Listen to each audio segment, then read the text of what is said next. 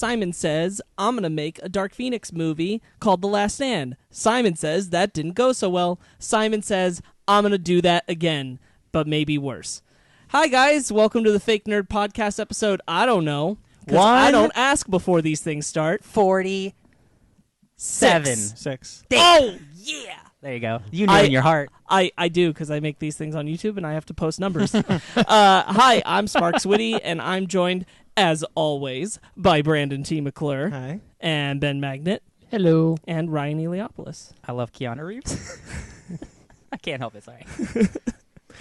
What's up, dudes? And I'm sorry that last week's episode isn't on YouTube. That's Everything okay. on YouTube went up late this week. Woo, woo, woo. That's okay. That's okay. I forgot. We got busy lives. We do. I forgot. I just forgot. I was trying to give you the benefit of the doubt. Nope, I forgot. Well, what it was is I spent a day forgetting that I should have things running, and then I had the things up, and then I forgot to say, hey, the things are up. It's okay. We're here now. Well, we got a ton of stuff on YouTube right now. You guys put up your Basement Arcade special. Oh, yeah. Our Hitman 2, we kill Sean Bean special. Do we kill him? You'll have to find out. We do. I'm not. We do. It wouldn't be a fun But episode. how? Yeah. Listen, if we would have failed, that episode would probably not be up. I'll just say that right now. My favorite bit is when Sparkz just goes, Ryan, don't. Listen, I get ballsy in those games. You got to be ballsy sometimes. Especially when you threw a rubber ducky grenade. Listen, sometimes you gotta. And of course, I'm sitting there going, "There's a rubber ducky grenade in this game. Heck yeah, what the dude. hell?" Also, our Fake Nerds Watch returned with Swamp Thing this week. Heck yeah. What's up? Yeah. We'll talk more about that I love Swamp Thing. I'm A glad little it's coming back for a second season. bit later. Yeah, we will. Are we making weird noises? Because I another- could do those too. Another episode of Basement Arcade did come up. You know, It did. regular, There was regular also Basement another Arcade. regular Basement Arcade episode. Everything that was supposed to go up did go up. Except for last week's episode. Except for last week's episode. It's okay. But the Aladdin review is up. The Aladdin review is up. By the Aladdin way- review was up for a while. Oh, I brought up the Aladdin review because it's our most listened to episode in years. Really? Wow, It's really? Aladdin? Aladdin. Yeah. Wow. It's just Marty and Sam going over and over again. Like, we were on this one. Probably. Guys. Like, I was shocked at the numbers of that episode. Yeah. Wow. Shocked. Well, I guess we just got to be bigger Disney shills. More Disney. More Disney. Technically, You know what? You This know what week's it is? Disney. You know what Yeah. maybe it is? Maybe it's that people just want to hear our thoughts on movies and don't want to hear everything we put around our reviews. Oh, maybe. And if we just like released every review as a review special and just forget it, and then maybe that's what they want. They Well, don't that's want no to come. fun. They don't want to That's- come for exactly what we're doing right now. Which is understandable. Nothing. I get that. I understand. This is more fun Yes. for us. For us, yeah. And really, this is just therapeutic for us. Yo, man, I got to talk about this shit somewhere. Yeah. I got to get it out. So how was your guys' week other than the YouTube stuff? Oh, man. Well, I'm usually just spending time with you now, Sparkz. I finished Daredevil season 3. So we finished Daredevil season 3. yeah, I did. I'm so happy. Like, I honestly didn't expect anyone to catch up. Just because, like, you know, Uh-huh. after a while, it's hard. You know, I After a understand. while, you don't expect it anymore. And it's yeah. like shows keep coming out, but like you did the plunge and you watched like 3 shows in like 3 weeks. it's always my dream. I'm on Runaways right now too. You're Nice. officially like surpassed me in watching stuff, and I'm like, wow. I actually do have something to say up top. I completely forgot. Oh, This week I got the word from Harry, who's one of the runners of Pave Media. Oh, yeah, yes. right. Yeah, if you guys know, we did not put the Pave Media bumper on our episode, and that is because I got word that they are shuttering Pave Media. that's a shame. It is. Oh. It just got. Hey, we're busy lives we're not able to do this full time. Yeah, I get that. That sucks. Yeah, so they are so Pave Media is no more. However, I do want to say, check out all those shows. Yeah, dude. Those shows are real good. I am part of a group where Pave Media started, and all those shows are really good.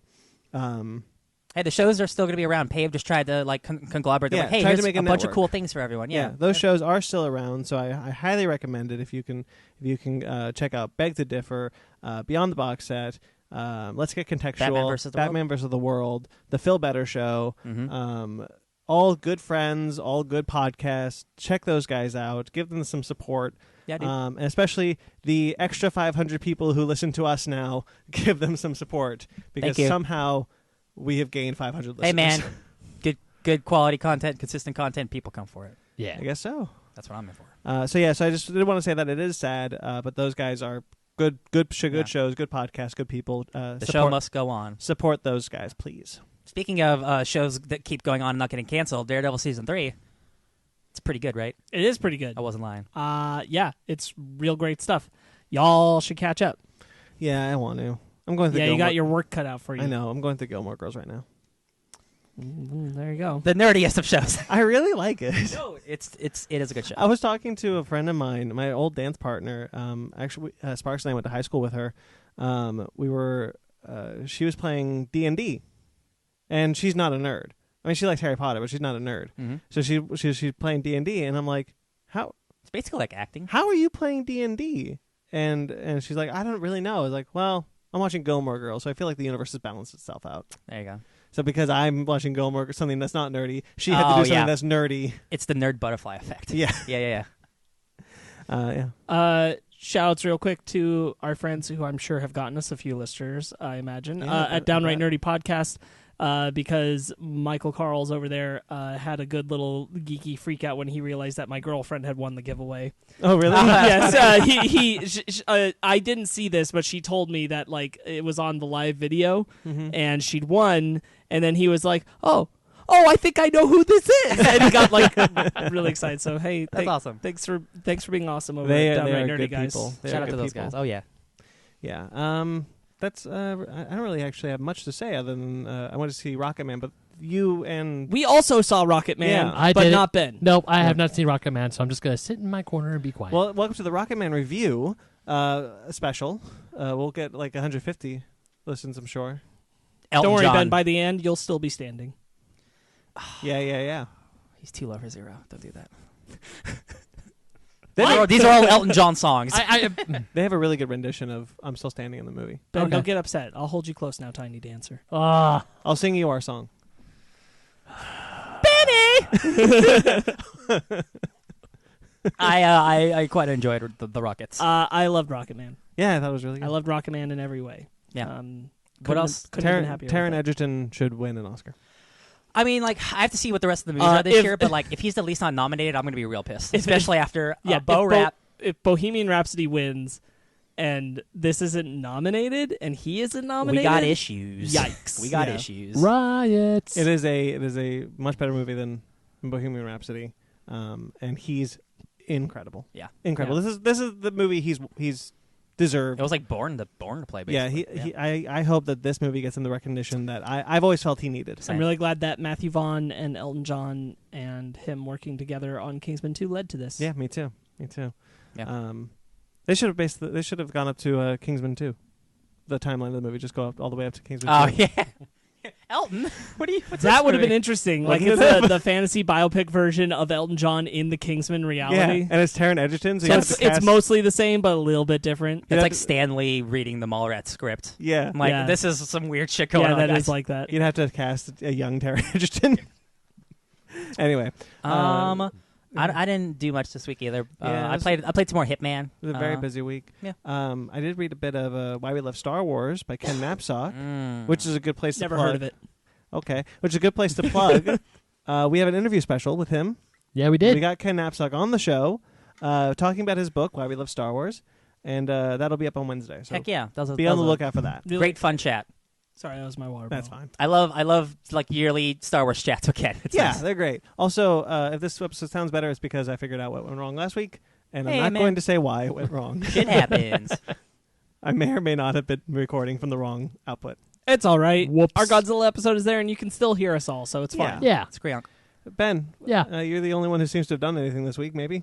Did I do something this week? I guess not. Oh, yeah. Well, I caught up on some of my comic books. Yeah, I got to catch up. I caught up on some of my books. I read Yeah. some Oh, that's what I did. I caught up on comic books. Yeah. Yeah, I read War of the Realms, Guardians of the Galaxy, Fantastic Four. Hey, Marvel's great, baby. Talk about War of the Realms for a bit. Okay, so I think when War of the Realms, sorry I cut you off, Ben, but it's the only thing I did. War of the Realms first started, issue 1 was kind of pedestrian, kind of boring, and everyone kind of felt it. I was like, wow, this is for the start of a 6-issue event. It's kind of lackluster. Yeah. It was set up because the next 3 issues were insane, truly great stuff. Like people are becoming gods of Midgard. Like Daredevil is like the new Heimdall. Like it's the coolest shit. And I'm like, oh man, I really hope this book's doing well because there's so many tie-ins, and I know people have event fatigue, but this is like the closest thing to Secret Wars we've had in like 3 years. I think we will see I don't think they'll see the numbers that Secret Wars saw. No way. But I do think that with trade, especially how they're collecting Jason Aaron's run on Thor, having like complete collections. Yeah. I think this series will do well in like a couple of years. Yeah. I think we're going to see some return later on. Probably not initial return. Yeah. Definitely when it's over, I think it's gonna read really well together. Yeah. But yeah, it's really cool to see, again, like the last time this happened was Secret Wars, seeing someone's 6-year arc come to a explosive finale, and we're like, wow, you actually set up and paid off everything you wanted to. Like, it must feel really good. Yeah. It must feel really good. It's hard to it's increasingly difficult to get that far like, in someone's arc. Especially like you have had sole creative control of this character for like almost a decade. Yeah. Like that's it again, like it doesn't happen that often. It's really nice. Yeah. I actually realized I had something else, but Ben, you still were talking, so go ahead. Yeah. What was I gonna say? Oh yeah. So one book that I really don't want people to sleep on because I'm really really loving it is Young Justice by Brian Michael Bendis. Mm-hmm. I mean, I know the whole thing with Patrick Gleason sucks, but I love this book a lot. Like I had a Ryan moment. Like I was reading issue 5. I know issue 6 just came What's out wrong this with week. Patrick Gleason on Young Justice? Nothing's wrong. He left. No, he's saying he's not on the book anymore. Yeah, he's not on yeah, the book yeah, anymore. That's Yeah, right. He did only 3 issues. But Young Justice is really good because I had a Ryan moment of like where I'm reading it. I'm like, man, this is really good. So I took a picture of it and I put it on Twitter. Hell yeah. It's where Robin, Tim Drake, and Ginny Hex are driving the truck. And Robin's like, hey, have you ever met Batman? You drive just like him. And she goes, I have actually. And he goes, I was kidding. Is Ginny Hex Jonah Hex's Great-great-granddaughter. Oh, okay. It's not weird time travel? Okay, No, okay. no. Also, that moment that they're referring to was in Batman Universe, the Walmart books. Ah, Oh, Yeah. So- Ginny Hex. So Ginny Hex's debut was in a Walmart book. nice. Interesting. So Okay. that Walmart book's really expensive. But, I'm glad those are coming out regularly so I can buy them. Yes. but yeah, Young Justice, don't sleep on it. It's really good. Issue 6 just came out, and I'm really, really loving it. It's all taking place on Gemworld right now. And also they brought back Stephanie Brown. Okay. Yeah. Okay. So who is she? Just Stephanie Brown, or who is She's she? spoiler. Is she spoiler? Okay. Well, they also Tim Drake also refer to her as a former Robin. Oh, that's cute. So Yeah, but they had that, and I remember years ago, Brandon was like, "Man, Dan Didio does not like Stephanie Brown at all. No mention of Stephanie Brown whatsoever." Right there, they're talking about her being a former Robin. I'm like, Well- "Yeah, Bendis, you go." Well, Dan was kind of put in within rock and a hard place because Scott Snyder really pushed Stephanie Brown to come back. So Scott Snyder brought her back into continuity, but only as spoiler. Yeah. Dan wouldn't let her be referenced as a former Batgirl and a former Robin. She had to be a new character named Spoiler. Wasn't it like in Eternal or something? She Batman Yeah, it was. Eternal, It was yeah. Batman Eternal. So it was I remember James Tynion when Rebirth started, and Dan was kind of like, okay, now All I have right. now I have to start referencing the thing I hate the most, which is Legacy. James Tynion did a lot. You're wrong, Dan. yeah. You're wrong about this. James Tynion did a lot of the legwork to bring Stephanie Brown's legacy back and brought back the relationship with Tim Drake. And, Yep, and they were Bendis- making out on the. They were making boy. out on top of a truck outside the Hall of Justice, and then Zatanna shows up. Yeah, Nice. Bendis has inherited that relationship essentially. So I'm in one sense, I'm actually really glad that the Tim Drake Stephanie Brown relationship is back. On the other sense, I'm like, man, are they going to talk about how the fact that they almost had a child? Ooh. That's some dark stuff with Yeah. Stephanie Brown and Tim Drake a long time ago. I love Stephanie Brown though. Yeah, but I'm really enjoying that book. The Sonic book I'm reading is also really good, and that's about it for comics. I couldn't fall asleep last night, so I was reading after I read the book club. I was reading Superman Leviathan in action, and now I just have the rest of my Superman stuff to go through. I'll finally be all caught up after a few months. Young Justice, by the way, a little tease for you. I wasn't crazy about Young Justice, but I'm happy you're really enjoying it. So just a little bit of a tease. They're going to start jumping through parallel realities, revisiting the Kingdom Come reality. In Young Justice? Mm-hmm. That's all right. I'm Yeah. okay with that. So the Young Justice are going to bounce between realities trying to get home because when they leave Gemworld, they don't go straight to Earth Prime yet. They get lost. So I thought that you'd be interested I'm also in really that. digging the Gemworld stuff. Yeah. Yeah, the stuff. Well, it's in Young Justice, but I'm really digging Amethyst and the Gemworld stuff. Yeah. Amethyst was a character that DC didn't really know what to do for a while. She Yeah. showed up in the New 52 when they did their For like 5 seconds. Oh, there was like that series. Sword of Sorcery. Yeah. Yeah. They did the Zero issue when they did the first anniversary of the New 52. That came and went. Yeah, and that was only lasted like 12 issues. That and Resurrection Man. Remember Man. Resurrection Man? Oh, I yeah. have every single issue of Resurrection Same. Man. That book is awesome. The book was excellent.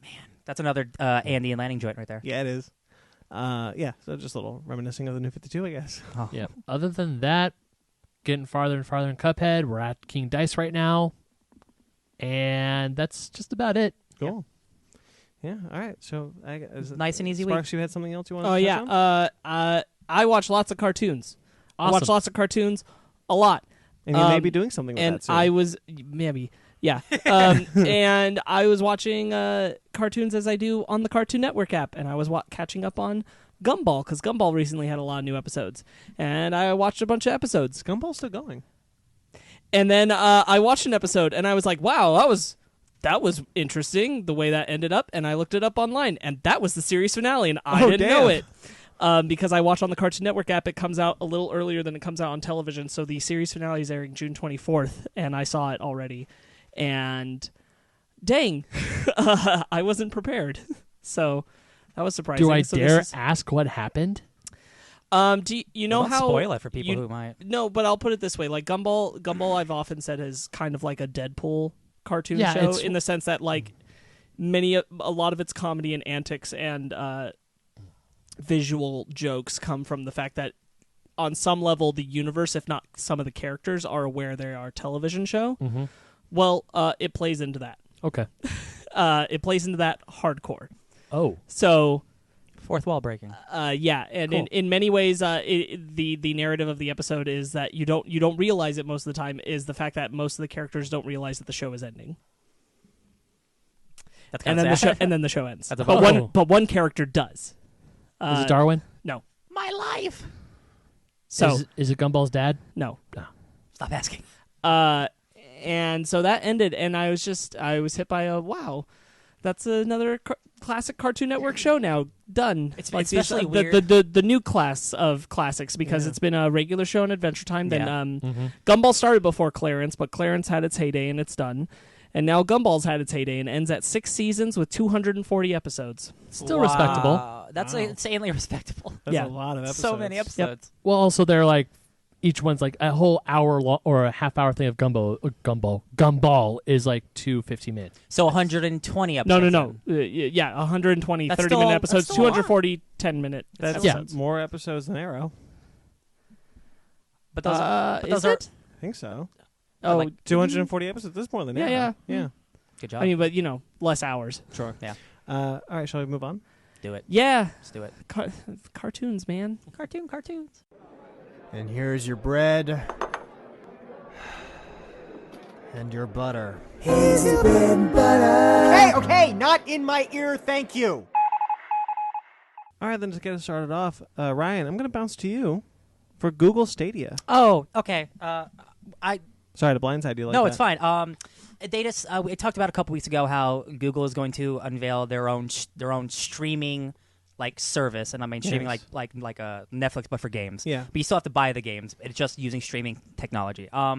They unveiled everything, and it's pretty good. Like the technology is pretty impressive. Like if you know internet stuff, and I'm not the best, but like 10 megabytes is like it's kind of standard. Okay, it's like what most of us probably have. They're saying you can do 1080p, 60 frames per second, like perfect gameplay. Which is fine for me, but like I have shitty internet, so this isn't going to be for me. Yeah. 35 megabytes is like that's a decent amount. It's a lot. Like a lot of major cities have that. You can play the best looking games, 4K, incredible stuff. So as long as you have good internet, you'll never have to upgrade a console or anything like that. That's really cool. Now this is you are going to have to buy the video game. Yeah, it's just like it's like a PC, but Right. but the streaming. Yeah. I think when they first unveiled Google Stadia, it wasn't clear if it was going to be a service like GameFly. Or, no, you know what? Netflix is a good example. Like Netflix, you don't buy the movies; you just stream them for a low price, Yes. from a low price. And they I think do people have, thought that was going to be that. They do have a $10. It is still early, but they do have a $10 a month like subscription thing. They haven't announced what that is, but you will be getting games through that. Okay. But this is basically like buying your own PC, but you're just getting a controller that hooks to your TV. Mm-hmm. The Founders Edition. If you want to play Stadia this year, you have to buy the controller and a Chromecast Ultra. But in the future, you just need your browser, your Chrome browser. How far in the future are we talking about? Like 30 Next year. years, 40 Next year. years, 2077? 2021. Got it. Sorry, 2020, even 2020. That's so far away. I don't think we're there yet. The really, really amazing thing is if you have good enough internet, you can play something like a Call of Duty or a God of War on your Pixel phone. Yeah. That's really impressive. Yeah. The thing is, like, for higher internet bandwidth, you need to pay more money, and for people in the middle of the country, you simply don't have it. So for a lot of people, for like half the country, this isn't going to work. But like, if you're down for the future of streaming, it's pretty cool. It's pretty cool. It's interesting. It's not for me. I don't want to spend $60 for bad internet. I have to make sure I have good internet. Yeah, it's interesting because you'll have to buy a controller, yes, essentially, and you have to keep buying the game, keep buying the games. Yeah. That's going to run you a lot of money. Well, but I guess no more than a console would. It's actually it's in the future. You're not even going to need again, like the Founders Pack's the one you need for now. I remembered my question. Yeah. My question was actually, what happens? So, is this like I need to buy a Google Stadia game, or do I buy an Xbox game, have a code, put it in Google Stadia? Well, I mean, just like you can buy Call of Duty on a PS4 Xbox, you can't put the PS4 disc in an Xbox. Right. You just have to buy the version of Stadia. Oh, okay. Yeah. That's what I was. Yeah. It's about. not like any disc can work or anything, but it's just the really cool thing is in the future, they're like in the future you're gonna be able to just go to Stadia.com, buy the game, and if you have internet, then our software, our database will supersede all your computer shit, and you'll just play a game. Yeah. And the thing that really struck to me was, hey, you guys know how you went from like PS1, PS2, PS3, and the games got like better looking incrementally. When you don't have to worry about processing power, you can just make the best looking game, and as long as you have the internet, you can stream the best looking game. You don't need a high end PC. They are the PC. You are just streaming it like a television show. So the only thing is you have to have good internet. So basically, they're stopping the idea of they were doing what I speculated a couple weeks ago. How far are we away from a single console gaming environment? Yes, but it's still like you need a TV with Chrome. Like it's still Google specific. Yeah, it's just like this is like a new way to do it. You're still gonna need a certain television set. You can't just like use a Chromecast. You need a Chromecast. You need a smart TV. You can't just have a regular TV. Yeah, it's still a Google centric. And also, Ryan, like you said, people in parts of the country aren't going to want to People do in that. Mississippi are not going to be able to use this. Exactly. So they're still going Mississippi. As someone who spent many years in Mississippi, I can tell you they don't have good internet. Yeah. So obviously, people are still They still have dial up. We love you, Mississippi. No, we don't. They're racist. Sorry. I'm sorry. It's true. It's the most racist state in the country. Sorry. Bye. Oh wow! Look, we just lost 500 listeners. Wow. If all of our listeners are in Mississippi, wow. Actually, I was wondering if his I was looking at the numbers for last week's episode, and I was wondering if your Elizabeth Warren 2020 comment made us lose any listens. That's great. All about politics, baby. Anyway, it's really cool. Yeah, it sounds like not having to worry about is my PC good enough to run this? Just like, I have good internet. It's just gonna run on my TV. Yeah, this is really cool. This is getting closer to what I speculated, that we're getting a little bit closer to nudging into a single console. Environment. Microsoft and Sony will never allow that anytime soon. Yeah, but it is the start of like not having to worry about consoles. It's like you just want to play a game, just play it, which is fine. But for me, I'm fine with still having a new console. No, yeah, this. If I were much richer, this is a good option. This isn't for us yet. I think what it's far more closer to eliminating is the need for a strong gaming PC. Mm-hmm. Yeah, and the really telling thing was as I was watching a stream of their what is it called, like of their press conference. Press conference. Thank you. I was freaking out. A press conference. It was having buffering issues. So while they're talking about the streaming service, they were having buffering issues. So I'm like, here's your problem, baby. Yeah. So in specific games like XCOM or games that aren't as Twitch based, like Call of Duty, like you can play strategy games with low internet. You cannot play Call of Duty or like Overwatch with shit internet. No. It's like you guys have played it with me. It doesn't work. It doesn't work. No, it does not. So like the internet is the key here, and like the entire country's not there yet, but like LA is, New York is, Dallas is, and that's cool for people who live in big metro cities.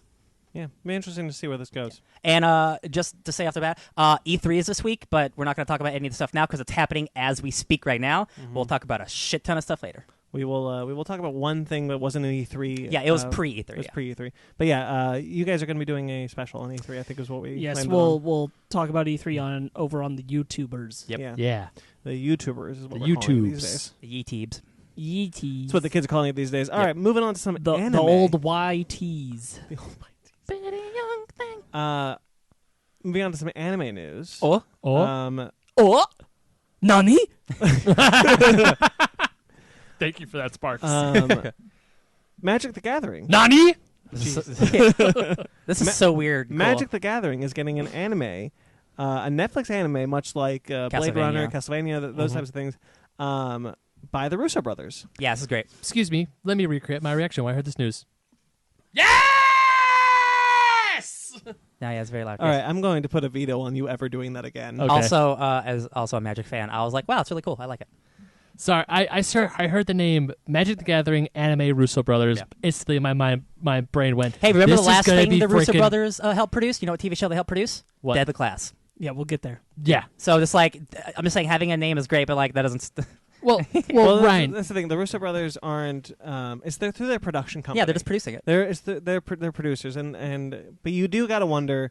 I'm sure that they don't want to put anything on their plate that they're not proud of. Yeah. Yeah. They're not Michael Bay. Yeah, Yeah. it's true. And They're also, not Steven Spielberg. and also, we know nothing. All we got was just an announcement, an outline of the Planeswalker Chandra.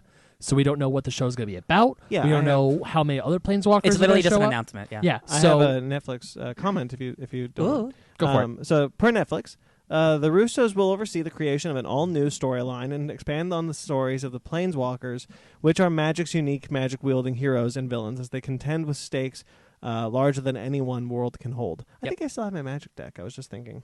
Yeah. I don't know how to play anymore, but I used to. Yeah, man, we could teach Don't worry, I got you, bud. you. We got I'm cards. good. Hey, man, it's a fun game. The series is going to be helmed by Henry Gilroy, who worked on Star Wars: The Clone Wars. Oh, and, okay. Jose Molina, who worked on Agent of Carter. Oh, Yeah. So they will be showrunners for the show. Nice, So it's okay. got a Okay. good team. I just really hope it's like really beautiful art and not like 3D Godzilla art. You know what? I'm really hoping that too, because Well, one of now the best. Netflix's animes haven't. Like Knights of Sidonia. Well, the Godzilla movies aren't produced by Netflix. Those are They're Oh. distributed- Japanese. Those are Japanese, produced by a certain company. But Knights Yeah. of Sidonia is a Netflix original anime. It's Yeah. their first That- original that- anime. That's true, and also the I know it's Dragon bad. Dragon Prince is also a Netflix original, but the animation is not bad. No, it's not bad, And but I Castle- don't want that style. I was And- Right. But like Castlevania, and we'll see what the Pacific Rim and Blade Runner animes are going to look like. Probably Devilman Crybaby. Devil May Cry. I think those are kind of like Oh. what we're looking at. There's also another show that I just put on my Netflix watch list called High Score Girl, and I believe that was also originally produced in Japan. It's traditional 2D animation. Hey, remember there was a Pacific Rim anime coming out? Yeah. I totally forgot about that. Yeah. Hell yeah. Until Eventually. literally just now. Eventually. Yeah, but as yeah. someone who plays Magic the Gathering and still tries to play Magic as much as he possibly could, this is good. Yeah. I'm excited for this. It's got a really cool lore, and like all the characters Really- are super neat. it makes me want to go buy more Magic cards and play them. Honestly, when the show starts like actually amping up, I'm like, oh, it's really happening. I'm definitely getting like I got my Pull my decks. box out. Yeah, I still got my deck. You got a Um, box? Oh, yeah. Oh hell I do yeah! have another statement that I just read. I think might be interesting for us here. We have been huge fans and players. This is Joe and Anthony Russo. We have been huge fans and players of Magic the Gathering for as long as it has been around. So being able to bring to help bring these stories to life through animation is a true passion project for us. The series will be animated. This is not a quote anymore. But the series will be animated by Bardell Studios. Bardell Studios worked on Rick and Morty, Teen Titans Go, and Netflix's The Dragon Prince. So, but that's Oh. 2D and then that's 3D. Yeah. Ooh, it's weird. So it could go either way. It could be a mix. It Yeah, it feels could. like they probably work in both. You know what? It could be like, sorry, Brand, but it could be like what Sunrise has been doing with a lot of their Gundam shows recently. Oh, like the Gundams are whereas the Gundams 3D, are 3D, and but the humans are everything else 2D. is 2D. Yeah. So it could be like the main That tracks. planeswalkers. Rick and Morty has a similar animation style. Yeah. So maybe the planeswalkers are going to be 2D, whereas the giant dragons And all the the big effects and spells are stuff. going to be 3D. Yeah, Which that- if it's that, I'm still down for. Yeah. Right. I mean, Yeah. just a more thing for Magic the Gathering. I'm down. It's really cool. Yeah. Just don't use 3D to cut costs. Yes. Goblin Slayer. Oh, shots Berserk. fired. What's that? It's an not anime. a good Don't worry. anime. It's an anime. Don't Good worry about manga, apparently. Not a good anime. That's a shame. Okay. Speaking of anime, Avengers Future, which is a Future Avengers. Future Avengers, which is a the Future Avengers. I What guess. is this? It is a Japanese animated show, and is being dubbed for American audiences. It started in 2017. The story is basically when a young boy named Makoto gains superpowers due to an evil manipulation experiment, he and other young kids with powers join the Avengers as apprentices named Future Avengers. And now they're dubbing it for American audiences. Do we know anything like the quality? Like have we heard it's good or? I'm sure you could look up clips online because it has been running for so long. I just This is the I've first never time I'm heard. hearing about it. Yeah, I'd never heard of surprised. it till now. Yeah, I'm surprised like it being a Marvel thing. Like There is a Alien vs Predator Japanese animated show as well. that I have not been able to track down, but I know it exists because we work on it. And there were, like, in the mid-2000s, there were a bunch of, like, Marvel anime movies. Yes. Like the X-Men and Mhm. Iron Man, and Yep. they weren't good. I watched them all. I like the Blade I one. have no idea of the quality of it. I didn't. I didn't see the Blade one. It was fun. Okay. And the Wolverine one, honestly, I didn't mind. He's such an anime character. Milo Oh my God. Ventimiglia played Wolverine, which was weird. Yeah, man. You got to make him young and hip, I guess. Yeah, totally. So we do have a cast, but although I don't recognize any of these actors. We got here actors from My Hero Academia, Furikuri, Rick and Morty. I could read them out if you'd like. Maybe I might as well try it. Okay. Laura Bailey. Laura Bailey. Oh, I know Laura Bailey. She's Black Right off the Cat. bat. Yeah, she's Mary Jane Watson in Spider-Man. Oh, Yeah. okay. She's cool. one of the biggest voice actors in the world. yeah, and also Cool. she was Vexalia in Critical Role. All right, she's she a- plays yeah. Black Widow. Yeah, that makes sense. Carrie Walgren. Yes. Furikuri and Rick and Morty. Carrie She's- Walgren is Devora in Mortal Kombat X. Who is she in Rick and Morty? I don't know. Okay.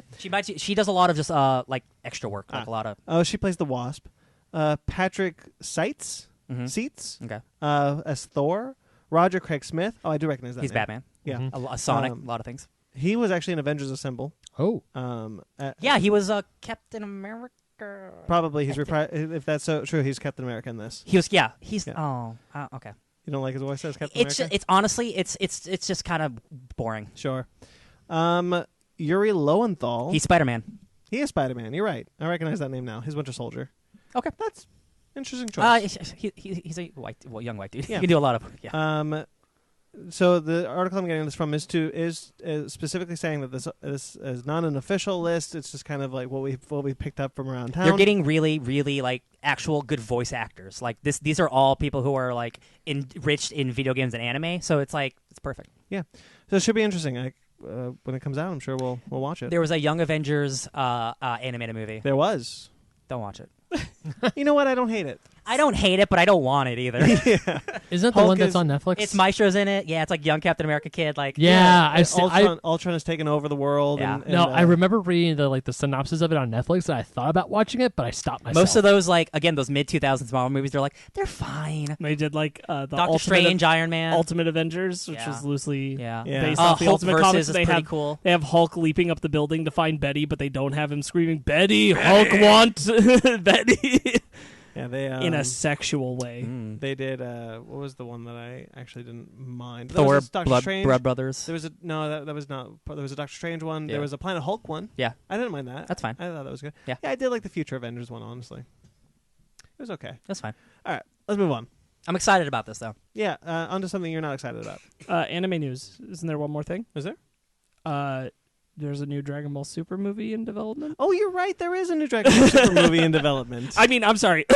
Hey guys, there's a new Dragon Ball Super movie in development, and they just talked about it, and that's super exciting. Yeah, I don't remember the source that it comes from, but it was like a booklet in some press release. It's the executives were doing a talk about it. Yeah. I'm not going to Google it right now. So So they got together and they were discussing like, hey, we set a really high bar with Broly. Yeah, you we're looking to surpass it. And they also revealed that there were a lot of things. As we know, Broly was nearly twice its length in original design and scripting. Give so me a 3-hour movie. Oh my god. it sounds like they've said that a lot of pretty much everything that they had to take out of the movie, they're saying we're looking for where we're going to bring it all back in future projects, whether that's another anime or the next film. I wonder if that's Who like knows? past stuff, so like Frieza, Bardock yeah. stuff. Uh-huh. Yeah. So now my theory is that this new movie is in lieu of an animated show, because as we know, they haven't even started production on a new animated show. I believe that they are allowing Toya Toro to run out this Moro arc while they work on the film, and when the film is closer to release, they'll have, when Moro's arc is near done, they'll have the anime series of the Moro arc come out, and it will drop right before the new movie will drop. Sure. So it'll fill that gap, because we know the Moro arc is immediately following Broly, Yeah. regardless. So whatever the next movie is, if it happens after Broly, it also happens after Moro. This is a good place to put this. I've been watching a YouTube series called Totally Not Marc. I don't know if you guys are familiar. He's primarily Dragon Ball Z. He talks about really interesting stuff, like how Goku is misunderstood as a character development. How he's he really pins down like what these character arcs are. How Goku is a flat character arc, much like Superman. He doesn't exist to change. He exists to change the world around him. And that's a really important character arc to work with. Goku's dumb. So like so I've been learning a lot, and one of the things is because he is so ingrained in this fandom, he's a very popular Dragon Ball Z YouTuber. The Dragon Ball Super manga is reviled in the fandom. Is it really? Yeah, and one of the things that happened was, and he speculates that it's because it started coming out after the anime. So what Toyotaro has talked about, Toriyama gives him point A, point B, and whatever happens in between, you do whatever you want. He does the same thing to the anime, which is why the anime and the manga deviate in a lot of places, but they always end in very much the same points. So what it looks like is because the anime kept going and the manga didn't, or the manga was like way behind, because everyone saw the anime first, they started preferring the anime to the manga. Yeah, I can get that. Because in the beginning, the manga was really well received because they saw that first. Yeah. And so now the new mangas that are coming out, the Moro arc, are being really well received because there's no anime. Right. So he's speculating that the reason why nobody likes the anime, the manga, is because after a while they stopped seeing it first. Yeah. I mean, I get that. I don't think it's fair, but I get it. Well, I mean, this guy has 2 videos, I think, about why Toyotaro's art is inferior to Toriyama's, and why he talks about page layout and story structure, and it's really interesting stuff. Actually, I recommend it. Having not read the manga, I do not make an opinion on this. I just found the videos check that out. Yeah. to be really interesting. Ben, do you know anything about Moro? No, I do not. He is Dragon Ball Z Galactus. Oh, That's all I'm going to tell you. And All he right. deals entirely in magic, which Goku and Vegeta have never really fought before. The closest Goku gets is like Baba. Yeah. Mm-hmm. I just think that that excites me. All right. I'm super into it, but yeah, I agree. I think that the anime is probably going to do the Moro stuff. Yeah. In the near future, it'll be like a single season kind of thing. If there is in fact another film being worked on, that film will be coming out in the next couple of years. Yeah. And give me there more. probably will only just be this moral arc in between than that movie. Who Who knows? I'm totally fine with you want to keep pumping out Broly movies like that quality. Go for Dude, it. take I'm all all the time, for it. Take all the time you want. Make, yeah. make incredible stuff. Yeah. I do want to quickly say last bit on the Totally Not Mark thing is that our YouTube channel is subscribed to it. So if you guys want to check it out, just go onto our YouTube page and we're subscribed to it. It's one of our Nice. subscriptions. Cool. And I'll recommend you some videos if you want. Yeah, he's good. He's a good YouTuber. I I'm like into him a it. lot. Yeah. All right. So some bad news. Is it time for this? It is time for this. Okay. We were really high. Now we're getting a little low. Oh yeah, baby, I'm high. I'm gonna just one foul swoop. Deadly Class, Happy, and Swamp Thing have all been canceled. This is the worst week of my life. It's legitimately in terms of entertainment, I don't know if I've had a harder week in terms of things that I like and them being canceled. All 3 were canceled this week. Unbelievable. Deadly Class and Happy are being shopped around to other networks. So it those there I'm could not be worried hope. about. I'm not worried about those because those are both quality shows. To be fair, I haven't seen Happy, but I know it's good. I the word's just good. started watching Happy. It's real good. Deadly Class is incredible. I have a lot of hope that Deadly Class can get picked up because as you're watching Deadly Class, it doesn't feel like a sci-fi show. It feels like it belongs on Like Netflix FX or AMC, FX or AMC. It's not a sci-fi show at all. I'd be curious to see if Disney would want it putting on FX. That'd be interesting. Yeah, I could totally. it's just see a show it's a more mature type show, and I'm like, I could totally Yeah. see it on FX, but in a post Disney world, I'd be interested to see if that happens. I just someone's gonna pick it up. That's not the show I'm worried about. Yeah. And honestly, it sucks, but Swamp Thing is the real. And now thing. even Happy is they got 2 seasons. Happy off got of, it first season. Yeah, Happy Yeah. Happy adapted its comic book and then went in a different direction because there is no second comic book. That comic is 4 issues long. Yeah. There's not much story to tell. And the first season is those 4 issues. Yeah. So the second season, I haven't seen it yet, but apparently it's also really good. I've heard, yeah. So hey, you told its story. It's a bummer. Swamp Thing though, and the day after it launched. And the shame of it is talking about the sci-fi stuff, and then we'll talk about Swamp Thing. Sure. I was talking with Ryan about that. Sci-fi has turned a corner to having some incredible content. I talked about it a while back that they have Winona Earp, which is a fantastic show. Krypton. Krypton has been just stellar. I'm gonna start watching it. And then Deadly Class, Happy, these shows come along and they're killing it. But I'm this isn't. Sci-fi's audience isn't looking for these things. Yeah. The people who are actually still watching sci-fi, they're not looking for shows like Deadly Class. They're looking this for belongs in wrestling. other places. Yeah, this belongs in other places, and I'm sad that they just I don't because it's not a lack of quality in the show. I just think it couldn't find its audience on Sci-Fi. They both struggled. Both Happy and Dead the Class struggled finding an audience. Yeah. However, both premiered really strong. Yeah. Rick Remender, like the guy who created the comic in the show, he's like, yo, man, this absolutely sucks, but like, I know we have something special here. I'm not worried about the show not continuing. And I could say that for all these shows. Like, they all deserve more than they're going to get, but Yeah. what are you going to do? Let's talk about the Swamp Thing. Some bullshit. Unfortunately, Swamp Thing can't be shopped around. No. So And Swamp Thing is the DC Universe original series, and which we're talking about on YouTube and will continue to. yeah. Yep. Yeah. And like 3 days after it dropped. Now, to be fair, 3 days after it dropped, we started hearing rumblings of a cancellation. Like, and even I was like, "That's No way. no way." Yeah. Yeah, No, you no. thought that was a little too soon, huh? Yeah, it's only the first episode dropped. Yeah. And then there was a confirmation. Now, mind you, it was a confirmation from people who know. People in the know was the quotes. So it was like, I mean, is there still hope that this is... But now that James Wan has come out and said, yeah, it's canceled, I'm like, oh, man. And it seems just like a comedy of errors. Like, everyone's Yeah. pointing fingers. Like, And nobody can figure out why. like people, like, at first there was production with DC, and like it went from 13 episodes to 10. So people were originally saying it's creative problems, and then this stuff with like the North Carolina tax bracket got involved. Which they said And then it's those not. the film director guy of South Carolina said, no, you do not blame us. They knew exactly what they were getting into, and they didn't give us money. So of course we're going to shut this down. Like, you owe us money. And I'm just like, how do you guys just not? I don't understand how this happens. This isn't a creative problem. This is a strictly ignorant money problem where people are just not paying attention to things. And North Carolina, the rumor was that North Carolina had an accounting error. It gave him $14 million instead of $40 million. No, but that's not true. even true. That's not true. And like, it's just, what happened? The article I just read, the North Carolina film director, he was like, there was an article that came out that is just so not true, and it just got spread around so fast, and like that's why I'm out here saying like, this is not our fault. We wanted this show to be here. They mishandled their money, and I'm like, it seems like a silly error that completely destroyed an entire franchise. Now I feel like there's a good chance that this is AT&T. Yeah, we feel like really don't know. I feel like there's a good chance that this could be Warner Bros.' new parent company, AT&T. Yeah. Also, this show is so expensive. It is $85 million for 10 episodes. That's Game of Thrones money. That is more than the other two shows probably combined. Like, because they filmed so much on location Yeah, too, they- amongst building a swamp Yeah. set piece. Mm-hmm.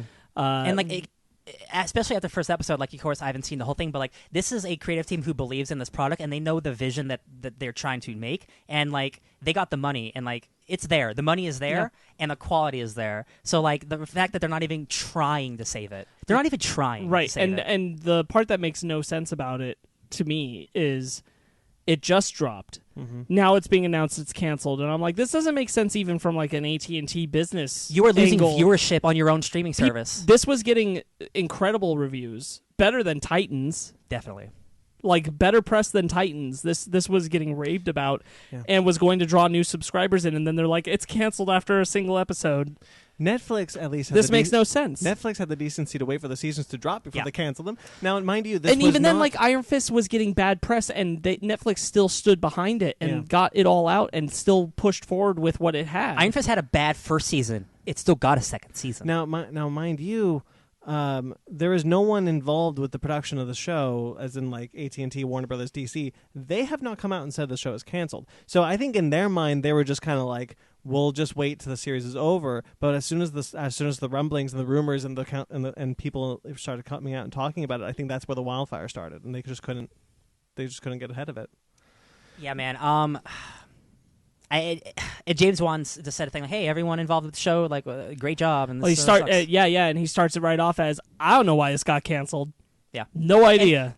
Makes no sense. James Yeah. Wan, who just made them $1 billion franchise with Aquaman, something that could not have ever been done with a character called Aquaman. He's $1 billion character, and then they just like throw his show under the bus like it's nothing. Like, it just seems so disrespectful. James Wan has done so much for Yeah. Warner Brothers. Yeah. Aquaman, The Conjuring, Yeah. come on. It just It seems really- disrespectful. It really doesn't make any sense why they even made this show if they were just going to axe it right here, because I'm like, this show turned out great. People were loving it, and after a single episode of its release where everybody was stoked about it, you said, no, Just kidding. See, that's why What? It's not. This isn't a creative decision. It's a shitty, stupid. There was a human money error, and because of that, millions of dollars. Like, oopsie, the show's just not going to happen anymore. Like, because business, it's a business, and I'm like, man, this really. But even me out. then, like, even then, how this all came about to the point where they didn't even try to fight this or spin this, that they're like, yep, yeah, I guess it's just canceled. Like, even if it's a monetary loss, they're only creating more of a loss by not trying to argue that the show is still solid, at least until the 10-episode run is done. Those are subscribers they're not getting. And this is part two. This makes no sense. This is part two of that. I don't think they care about the service anymore, because there was rumors that the Warner Brothers service is going to cost $16. Did you see this? I didn't see this. Yeah, Holy it's gonna shit. it's going to rumor. Of course, it's a rumor. That's a rumor. But it's supposed to be $16 to $17, and they're going to try to incorporate the DC stuff and just merge it all into one. If you were going to do that, why have a streaming service? Why have all of these unique shows if you're just going to cancel all of them 1 year later? What was the service that they ended because Warner Media is coming out? The film Criterion. Criterion. Filmstruck, but there was Yeah. something else that happened a little bit ago that they were talking about. Oh, it was it wasn't. Maybe it was Swamp Thing when we found out the 10 episode, the cancellation of the last 3 episodes and just 10. Maybe it was then, but I remember us speculating that AT&T's disinterest in Swamp Thing could lead to could be because they're more interested in launching their own streaming service. Why have 6 streaming services when you can have 1? Yeah. Now let me tell you. I said this when Disney announced their streaming service, and I speculated what's to stop Universal, what's to stop Warner Brothers. Yeah. I don't care how many streaming services Warner Brothers incorporates into this thing; they do not have the content to compete with Disney. I made a joke where, like, I would buy Disney's streaming service twice over before I give Warner Brothers $16 of my dollars a month, Yeah, Right, and you'd still be paying less. and I'd still be paying less. Like, Yeah. the balls on them if that's true. The balls on them. If the rumor pans out and it is $16 a month, I will sit there and just go, are you kidding? and remember, NBC Universal streaming service isn't even going to be enticing to cord cutters. Now, here's the kicker of why that might work, because I looked into this rumor about the Warner Brothers thing. They might rope HBO into it, because that's AT&T also. And Yes, if they it do, HBO Now is $15 a month. Okay. And if you do that, but the caveat is, it sounds like if they do it, they're going to cancel HBO by itself, That's a mistake. which is going to piss people off. That's a Big mistake. And in a how does post that work? and in a post Game of Thrones, it just means that, like, in order to stay a subscriber of HBO Now, because think about it, if you already are paying $15 for HBO Now, they're like, pay $2 more and get all of Warner Brothers. Yeah, That's the trick.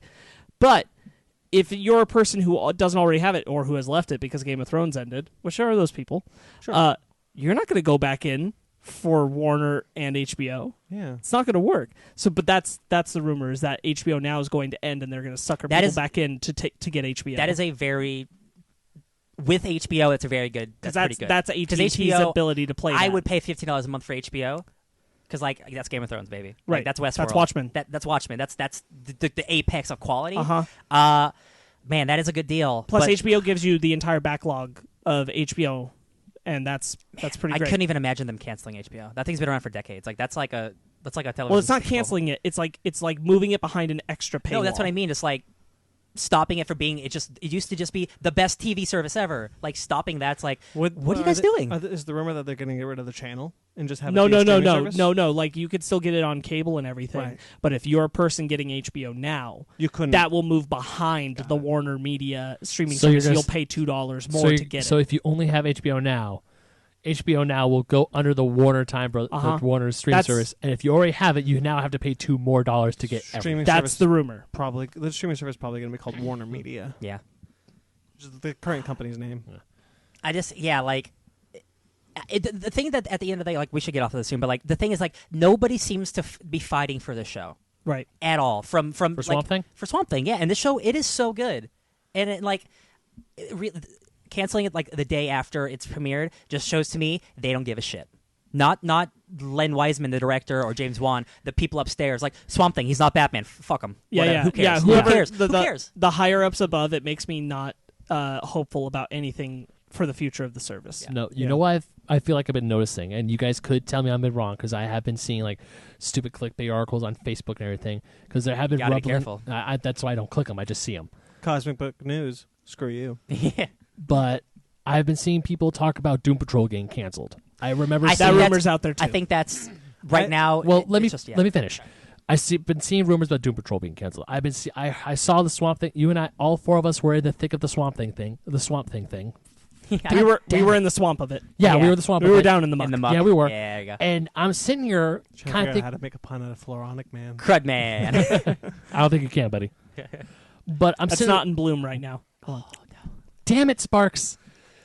But I'm sitting here looking at these, and both those shows, Doom Patrol and Swamp Thing, have so far, people have been saying those are the best two original shows on the DC Universe app. Nobody even They- talks about Young Justice. they And that's are the the- whole reason exactly. why this service exists. That's the That reason is why funny. I wanted it, and I still haven't bought it yet. Yeah. And people are saying Doom Patrol is amazing. Brandon Fraser is awesome as Robot Man. Swamp Thing, holy crap! Do not sleep on Swamp Thing. Titans, boo! Guess what's getting a second Hey, season? no. Titans. That's the thing. Titans is not bad.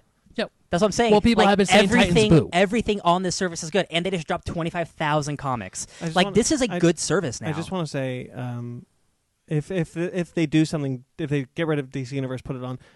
Does that mean Young Justice gets canceled a second time? Oh, damn it! It depends if they say they're doing another season. Yeah. yeah. So I do want to say just real quickly about the Doom Patrol thing. Mhm. What I think that is post cancellation hysteria.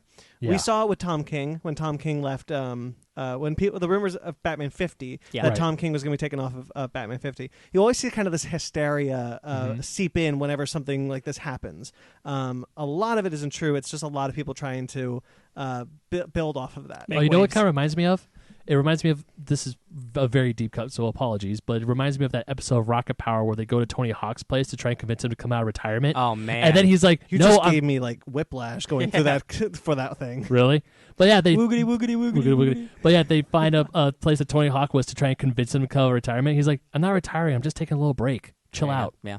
So I get what you're saying about hysteria, where they're like, we're saying if someone's going to do something else, people will start freaking out. People capitalize on the hysteria. Yeah. Like, here's another article. Maybe. I think the reason why people have been panicked about Doom Patrol is because that started when the 10 episode cut happened to Swamp Thing, not when this cancellation happened, and it's partially because Titans got picked up so fast and Doom Yeah. Patrol hasn't been. Which is funny because I know I have not seen Titans yet, and I'm not saying Titans is a bad show. You guys have been saying it's a good show. It is which- the weakest of the three. Exactly. Yeah. The weakest of the three is automatically getting the second season, which You know why? I want to say because they have the more Batman. popular. Exactly, they have the more popular characters. No, not a lot of Casey casuals, and even some comic book fans I know don't give a damn about Swamp Thing or the Doom Patrol. Nobody You cares about say Swamp Doom Thing. Patrol, they go, "Who the hell is the Doom Patrol?" Doom Patrol is more obscure than Swamp Thing, if that Yeah. were possible. Yeah, Yep, here's why that's dumb. I'm not saying you're dumb, but I'm saying I know, it is dumb. no.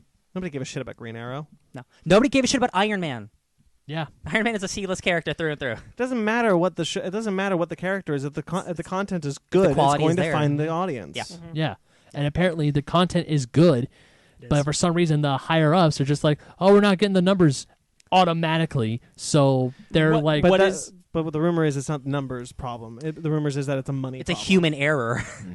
Yeah. Right. It just doesn't it doesn't make sense. I'd almost feel better if Titans weren't already cleared for season 2 and Same. cleared so fast. Same. yeah. It was cleared for season 2 like the moment the first season ended. Yeah. I think even before. And Doom Patrol still hasn't been. And Doom Patrol got incredible press reviews. Titans did okay. Yeah. Titans did fine in press reviews. It did better But as the show went on. The news is like, Yeah. wow, it's actually it's not bad. That's the news. Right, but Doom Patrol was raved about. Swamp Thing was raved about. And these are the things that are going to draw people into the service. And now I'm like, Spoiler alert: the three of us remember about Swamp Thing. Oh my God, Yeah. there's still Stargirl coming out. right. Is that show Oh. just not going to happen? the show might be dead on arrival. Man, that's shitty. That's real shitty. And even if Didn't Jeff Johns even if write it that? was going to Yes. happen, even if it was going to happen and it was quality, I wouldn't have faith in it to continue right now. Exactly. Until they come out and say, "Hey, the kingdom is not on fire. Like we're still building this stuff." Yeah. But they haven't even been willing to get in front of it on that. Yeah. Right. If Doom Patrol would at least get cleared for season 2 because it deserves it. I'm not even done with it and I know it deserves it. Man, yeah. It's just bummer all around, man. Just At least Deadly Class has a chance. God bless that Deadly Class has a chance. Yeah, Swamp Thing, like, I think Happy also has a decent chance. I've been he's hearing some great things about Happy. to be fair though, it did get it did its story. Like, Yeah. it's happy. It's happy. It's good that it got a second sequel, but it got to finish the story it was trying to tell, at least at the beginning. Swamp Thing was canceled after the first hour. That is bullshit. I saw so many people reacting on on the TV Time app that I have, which keeps track of your television shows. Hey guys, if you want to keep track of all the shows you watch, TV Time app. It's Great fantastic app. for that. TV Time. On that app, on the comments for the Swamp Thing pilot, were a whole lot of people talking about the cancellation and just posting things of like, oh, great, Swamp Thing, one of the best shows I've seen from DC in forever after Doom Patrol, is canceled, yet we've got 8 seasons of Arrow? Wow. And just like eye roll gifs and everything. I mean, to be fair, Arrow's audience. Arrow didn't need to worry about audience or money. Yeah. No, I know. It's just the... It's the higher ups at DC it's- or Warner Bros. Or AT&T or whomever the hell. AT&T. I'll tell you, I just am looking back, and it always felt baffling how this Swamp Thing show was happening, and yet I never felt like there was a big push. Yeah. There was a push to promote Titans. There was even to an extent a push to promote Doom Patrol. I never felt a push to say, Swamp Thing's going to be the next thing, guys. Check this out. It's like they never had faith in it to begin with. And I'm not talking about like the people who worked on the show, but the higher ups. Yeah. They never had faith in it to begin with, it felt. Yeah. Let's move on. Which is Yeah. like, why'd they greenlight it? Yeah. Let's move on. Let's. Rest in peace, my love. Actually, I think it might have been greenlit by Time Warner before AT&T got on board. Right. Maybe. Yeah, maybe. Nonetheless, Even worse. Jeez. Yeah, this AT&T deal is not going well for us. Let's move on. Moving on up. With last week, we totally forgot to talk about. Real quick, Sure. we'll just plug.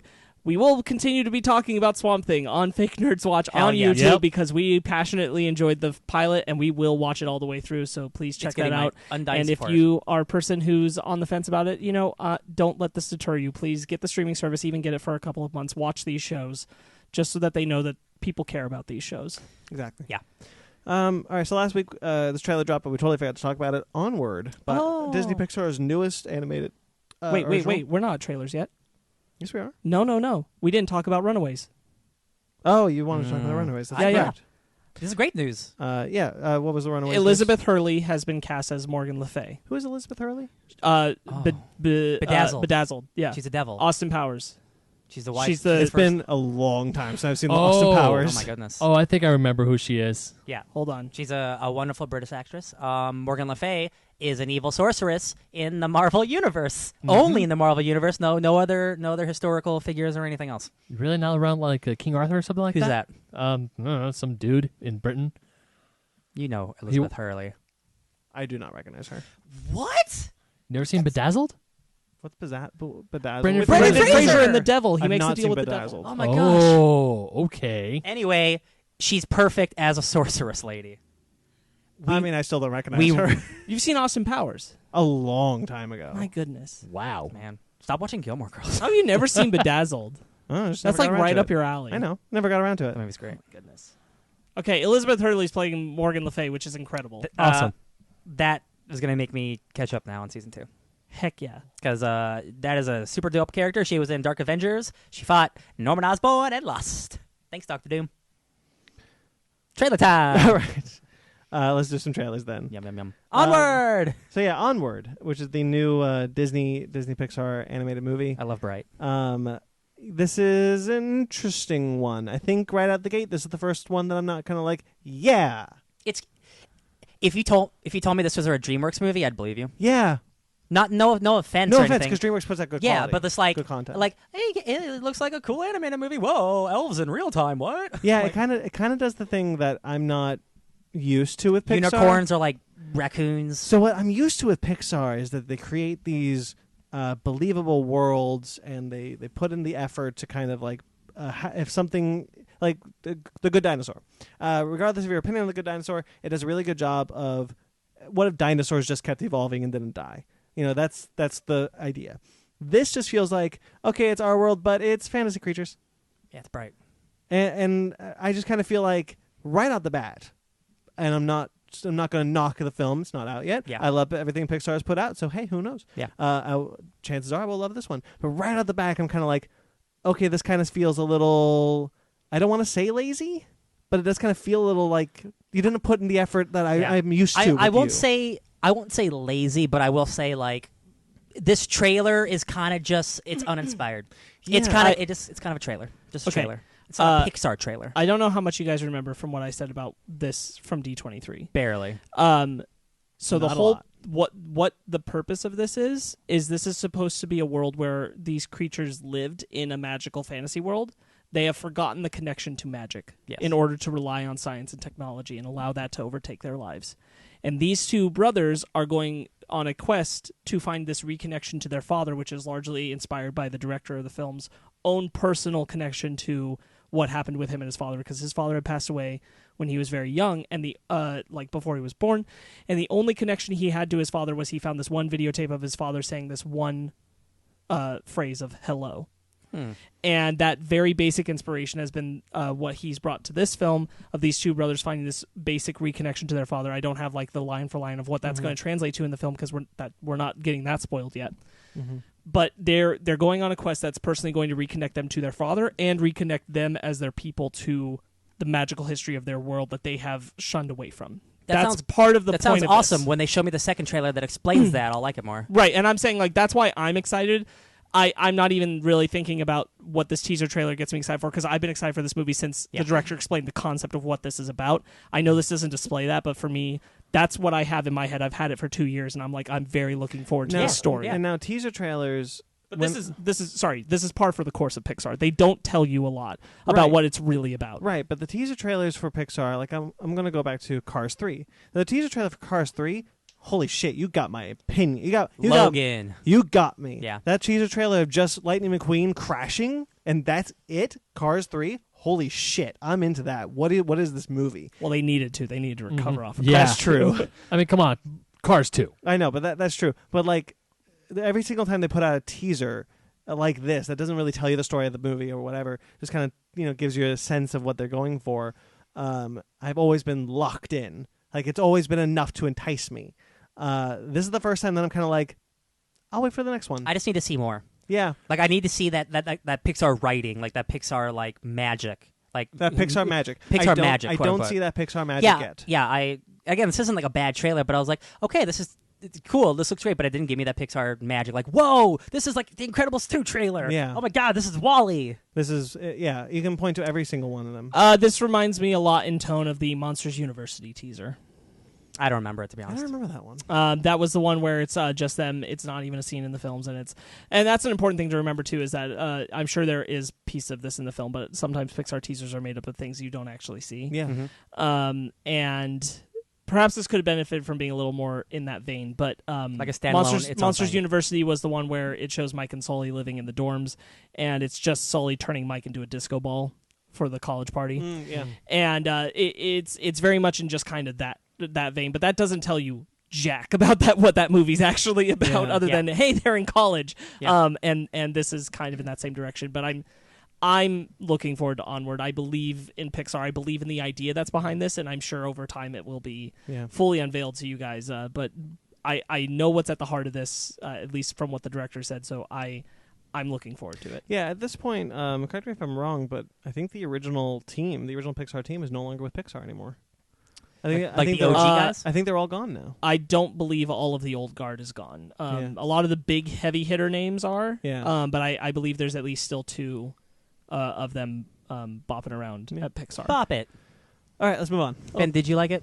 Yeah, actually, I did. Yeah. Oh, interesting. Well, you guys know I'm a big fan of the trope of fantasy creatures / things in the modern world. Look at my love. Have you seen Bright? Yeah, I have seen Bright. That's the only exception. Okay, that's not like. I just want to know if you. I am talking about Fables. I'm talking about parts of Once Upon a Time. Parts. And I'm even talking about Final. Fables just a magical world? No, Fables is in New York. No, I'm talking about I got the video game on my mind. No, that's reason. Fable. Oh yeah. There's a rumor that there's a new Fable game coming out. It's not true because the Xbox conference already happened and it's not there. Oh, okay. I was looking forward to it too. That's too bad. And even Final Fantasy 15 that has magic and shit, but it's set in a modern-esque world. Yeah. So stuff like that, I'm totally fine with. So even seeing something like that, once again, it's the first Pixar. When we first saw the Toy Story 4 teaser trailer, we had no idea what the hell was going to happen. We didn't know what was going on.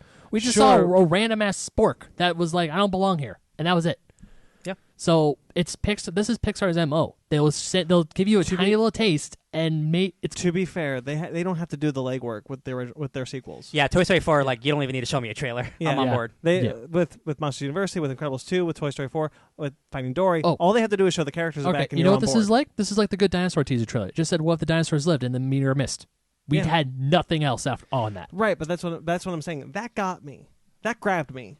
This didn't right away. And like that, I'm not saying it's a bad thing. I'm not saying it's even a bad trailer. It's just it's When like Ryan Pixar said. is always a 10 and like give us an 8, like it sounds like we're being negative, but it's just like It we're does. so used to the quality level being so high. It does. That's like what Ryan, it is. Like Ryan said, is I didn't see the Pixar magic yet. Yeah. I've used the word yet because Yeah. that next trailer will probably show that to me. yeah, Yeah. 100%. Hey, I'm down to see it. It looks good. I like Tom Holland, and I love Chris Pratt. So Yeah, Tom Holland, Chris Pratt teaming up, good voice cast. That's gonna be yeah. fun. Yeah. I also like how Chris Pratt's the one who's like, "You have brought sustenance for our quest." And it's kind of one of those things. This is actually bouncing off of Ben. You really like the trope of fantasy and modern day.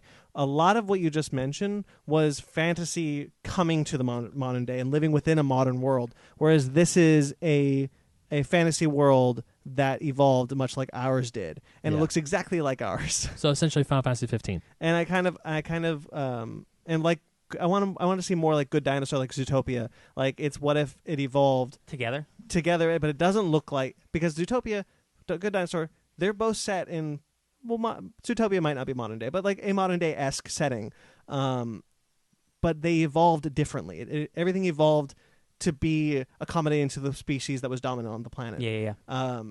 But this is just kind of like, it's a troll in a house. It's a regular house. plane. It's a regular trash can. It's a regular It's just plane. replacing a raccoon with a unicorn. Like Yeah. I see what you mean. And so that's a little, that feels right off the bat. It should be like the Flintstones, where like your garbage disposal is a dinosaur. Yes. Like your fantasy should be completely merged with it. That's Yes, that's kind of the idea I wanted. That kind of originality I wanted to see from this. Yes. Now again, this is the teaser. Yeah. It's not something I saw yet. Yeah, but quick little thing. You say what you will about that Flintstones live action film, but man, those effects are pretty good. I like that No, Flintstones live action movie. It's got Kyle MacLachlan. I love it. Just real quick, Yeah. with the release of Toy Story 4, Lee Unkrich will be leaving Pixar. That will be that's the last project he's worked on. And Pete Docter, who's one of the originals, he's taken over as chief creative officer in John Lasseter's absence, and he's still there. Nice. CCO. Good, I like him. All right, let's move on. Moving on. Word. The Rook. Yeah. Very misleading title. Yeah. Not misleading. I don't understand what the title. I think it's a reference to like a chess piece. Sure. Yeah. That makes sense. Yeah. It didn't really give me a lot. Like, and to be honest, I don't like amnesia stories. I do think that's kind of a lazy thing. But if done right, Blind Spot. which one's Blind Spot? Isn't that the one with Jamie Oh, Alexander. she's all tattooed. Yeah. Didn't watch it. Amnesia. Memento? That's a different time. No, that's a great movie. That's great. It doesn't always work. I just mean it's a trope that's like often done. Like, I'm lazy. Yeah. I got bad memory. Anyway, Total Recall. yeah. This just reminds me of a movie called Push with Chris Evans, and that's it's an original superhero movie. And in a world of comic book movies, we don't see enough original like superpowered stuff. So this looks just really cool. It's like Good London. pull. Push is great. Yeah, Push is great. I'm glad you like it. Yeah. It just reminds me of like London X-Men. Like this girl's trying to figure out why I have superpowers, and like people Olivia are after Munn. me. Olivia Munn's in there. It Yeah. looks like a cross between The Gifted and Mr. Robot. Holy shit, that's an excellent crossover. That's good. Yeah, The Gifted. Yeah. Yeah, it just looks like a fun time with people having powers. I like shows. Sorry, did anyone see the Last Stars show counterpart with J.K. Simmons? Damn it, no. Yeah, I really wanted to see that. Anybody watch that? I No, forgot I it wanted even to. came out, man. Yeah, it's on season 2. Too much. Yeah, Too much to watch. I really wanted to see it. Yep. Anything else you guys want to touch on with that one? Or should we move No, on? it's like it's not like an amazing trailer. It's Be new and unique. aware. It looks Yeah. dope. Yeah, be aware. Speaking of being aware, let's go to Ad Astra then. This is my most anticipated movie of the year. It's so nice to see a big budget original film. Yeah. It's just in general. Yeah, just nice to see something like that. And this guy, I forget the director's name, but he makes like a movie like every couple years. Like he picks a project and he just works on it for a while. He's like a super indie guy, but he's given a huge budget with this, and it gives me some Event Horizon feels. A little bit. Brad Pitt's dad is an astronaut who goes. It's Tommy Lee Jones. Tommy Lee Jones. He goes into space and he goes missing for 16 years, and then he gets a message that he might be alive, and that is some spooky shit. And not he only- might be a bad guy. There's like a car chase on the moon. Yeah, there's shooting there's a guns. space elevator that crashes onto the planet, and it causes a thing called a surge. And so there's like a worldwide catastrophe happening. Like there's so much weird shit going on, and this is a high budget original movie. Yeah. This movie's gonna bomb because no one's gonna see it, except for me and you guys. Oh, he did The Lost City of Z. I heard Yeah. great things about Yeah, that. yeah. Yeah. Oh, and We Own the Night. Yeah. He makes a movie like every 5 years or so. Wow. Yeah. This dude's good. Yeah. I'm interested in it. I won't lie, it's my second most anticipated space movie of the year, but I'm definitely looking forward No, to Dark it. Phoenix is already out. Oh, no. Lucy in the Sky with Diamonds. Yes. Don't Yeah. forget that that's coming. I won't, but this is more my speed. Yeah, I'm looking forward to Ad Astra. I've heard about this for a little while, but I haven't seen a trailer yet. Hell yeah, dude. Looking forward to this one. Brad Pitt, Liv Tyler, Tommy Lee Jones. Yeah, I'm in. 100% I'm in. on board. It looks good. I feel like much in the same way, like Yesterday. Yeah. Kind of high budget. Well, not a high budget. High concept. High concept, yeah. Story. Original story. There are too few and far between. Support them. Yeah. The movie Always yesterday, support right? them. I'm all for this for sure. Have you seen a trailer for Lucy in the Sky with Diamonds, Brandon? Yeah, it looks okay. alright. Yeah. I'm very For a Just double split check second, I thought you were talking about the Beatles song. Well, I mean, There it's was a movie with Natalie Portman called. I think it's actually just called Lucy in the Sky. It might be. Yeah. Lucy in the Sky, maybe, yeah. Okay. It's about Natalie Portman, and it's a guy who did Legion. It's his first directorial Yeah. movie debut, and it's about astronauts having affairs in space. Oh. It's like real weird. It's her It's super and weird. John Hamm. Is in John it? Hamm, right? Yeah. And oh man, I'm blanking on his I name. don't But the lead from Legion, oh, Dan Stevens. Dan Stevens. Oh. They're the three lead actors of it. We'll have to check a trailer out. Yeah, it looks really surreal, really interesting. Yeah. Yeah. But Ad Astra looks really cool. Yeah. As Ben Uh, would say, don't sleep on Ad Astra. Don't sleep on it. Space movies can be a hard sell with me, so I'm hoping Yeah. that it's good. Yeah. And this is kind of supposed to. It's kind of like Gravity meets Event Horizon. Yeah. Like kind of that weird kind of horror Event Horizon mixed with the Realism of the gravity. realism of Gravity. So it'd be interesting to see where this goes. I really enjoyed how serious they're taking. Like, yeah, this takes us in the future, and we have space elevators, and we're going to the other side of the galaxy. And I'm Yeah. like, hell yeah, dude. and it looks believable. Yeah. Like how we've not far in the future. Yeah. It's kind of like the beginning of one of my favorite parts of Valerian. The beginning when we see the space station, how it like evolves. And Oh, how to it, David Wow, Bowie? that's such a good opening. Yeah. I was gonna Yeah. say that's such a good movie, but it kind of is. It kind in of a fun is. way. But Hey, it, you know, guys, how don't it, sleep on Valerian. how it believably like builds on the space station. And Yeah. creates this whole. Go to your local Best Buy, buy the really nice steel book of Valerian. It's like $12. Yeah, I watched it I a couple promise months you, ago. it's there. Oh, yeah. I promise you, no one bought it. Let's go to Jurassic World Camp Cretaceous. I did put this in the trailers because there was a teaser. Camp Cretaceous. It's not. There's a raptor. Jurassic World Camp Cretaceous. Why would you? Camp Jurassic. Nah. The Cretaceous period. Whatever. I don't know. You can't have Jurassic twice in the title. Don't put Jurassic World in it. Oh, marketing. Yeah, Yeah, Branding. You Whatever. can't just call it Camp Jurassic. People Camp- won't watch Camp that. Rock. Put the logo. You could. Camp Jurassic. So Camp Jurassic in place of Jurassic Park. Call it Jurassic World Jr. That'd look offensive. Jurassic World Jr. All right. I don't even like that they changed Jurassic Park to Jurassic World. Now you're just talking crazy. Jurassic Universe. Don't mess with my logos. So the first thing we got was a poster of a bunch of characters, and and we see the what looked like the original gates from Jurassic Park, but with the Jurassic World logo. Well, they should be. Yeah. And then this little trailer came out, sporting some pretty good animation. But it's just a Velociraptor. It just looks like a guy being chased by a Velociraptor, being eaten by a Velociraptor, most Alan. likely. The Velociraptor does not say Alan. Damn. But Yay, being eaten by this in this bloodless TV show. yeah. So it's a DreamWorks animated TV series. It's going to be on Netflix. And it's produced by, obviously, Colin Trevorrow and Steven Spielberg, but also Frank Marshall and Scott Creamer and Scott Creamer. That's a horrible name. Aw, poor Scott. And Lane Luaris? Sure. Luaris. Oh, I'm sorry. Rawr.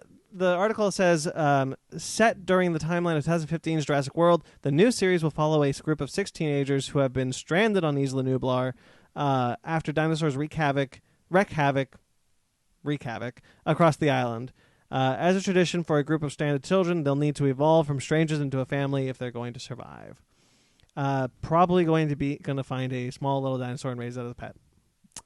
Runaways. Yeah. Sure. We'll see. We'll see. If it's... Isn't it implying that they're going to go to the old park? A little bit. All right. At least that's what the poster That is is the only thing that interests me, to be honest. Yeah, I said, man, I don't remember where we said this, but it was not on the air, but in Jurassic World, they heavily hint that there is something wrong with the restricted section in Jurassic World. Or at least that there's a reason they don't want them to go there. Yeah, and that's where, and somehow they moved the original park to the restricted section. Wasn't your theory just that the old raptors are there and they never were able to get them and they're too dangerous, so they don't want anyone to go up there? Yeah, that was my theory because they're too smart. There was a poster, there was a Mondo poster that had the raptors from the original movie looking out along the looking at them creating Jurassic World, building Jurassic World. Thank you. So I always had the theory that I don't remember where this theory came from. I must have read an article or something, but I always had the theory that the restricted section in Jurassic World was just kind of where the original raptors are because they couldn't capture them.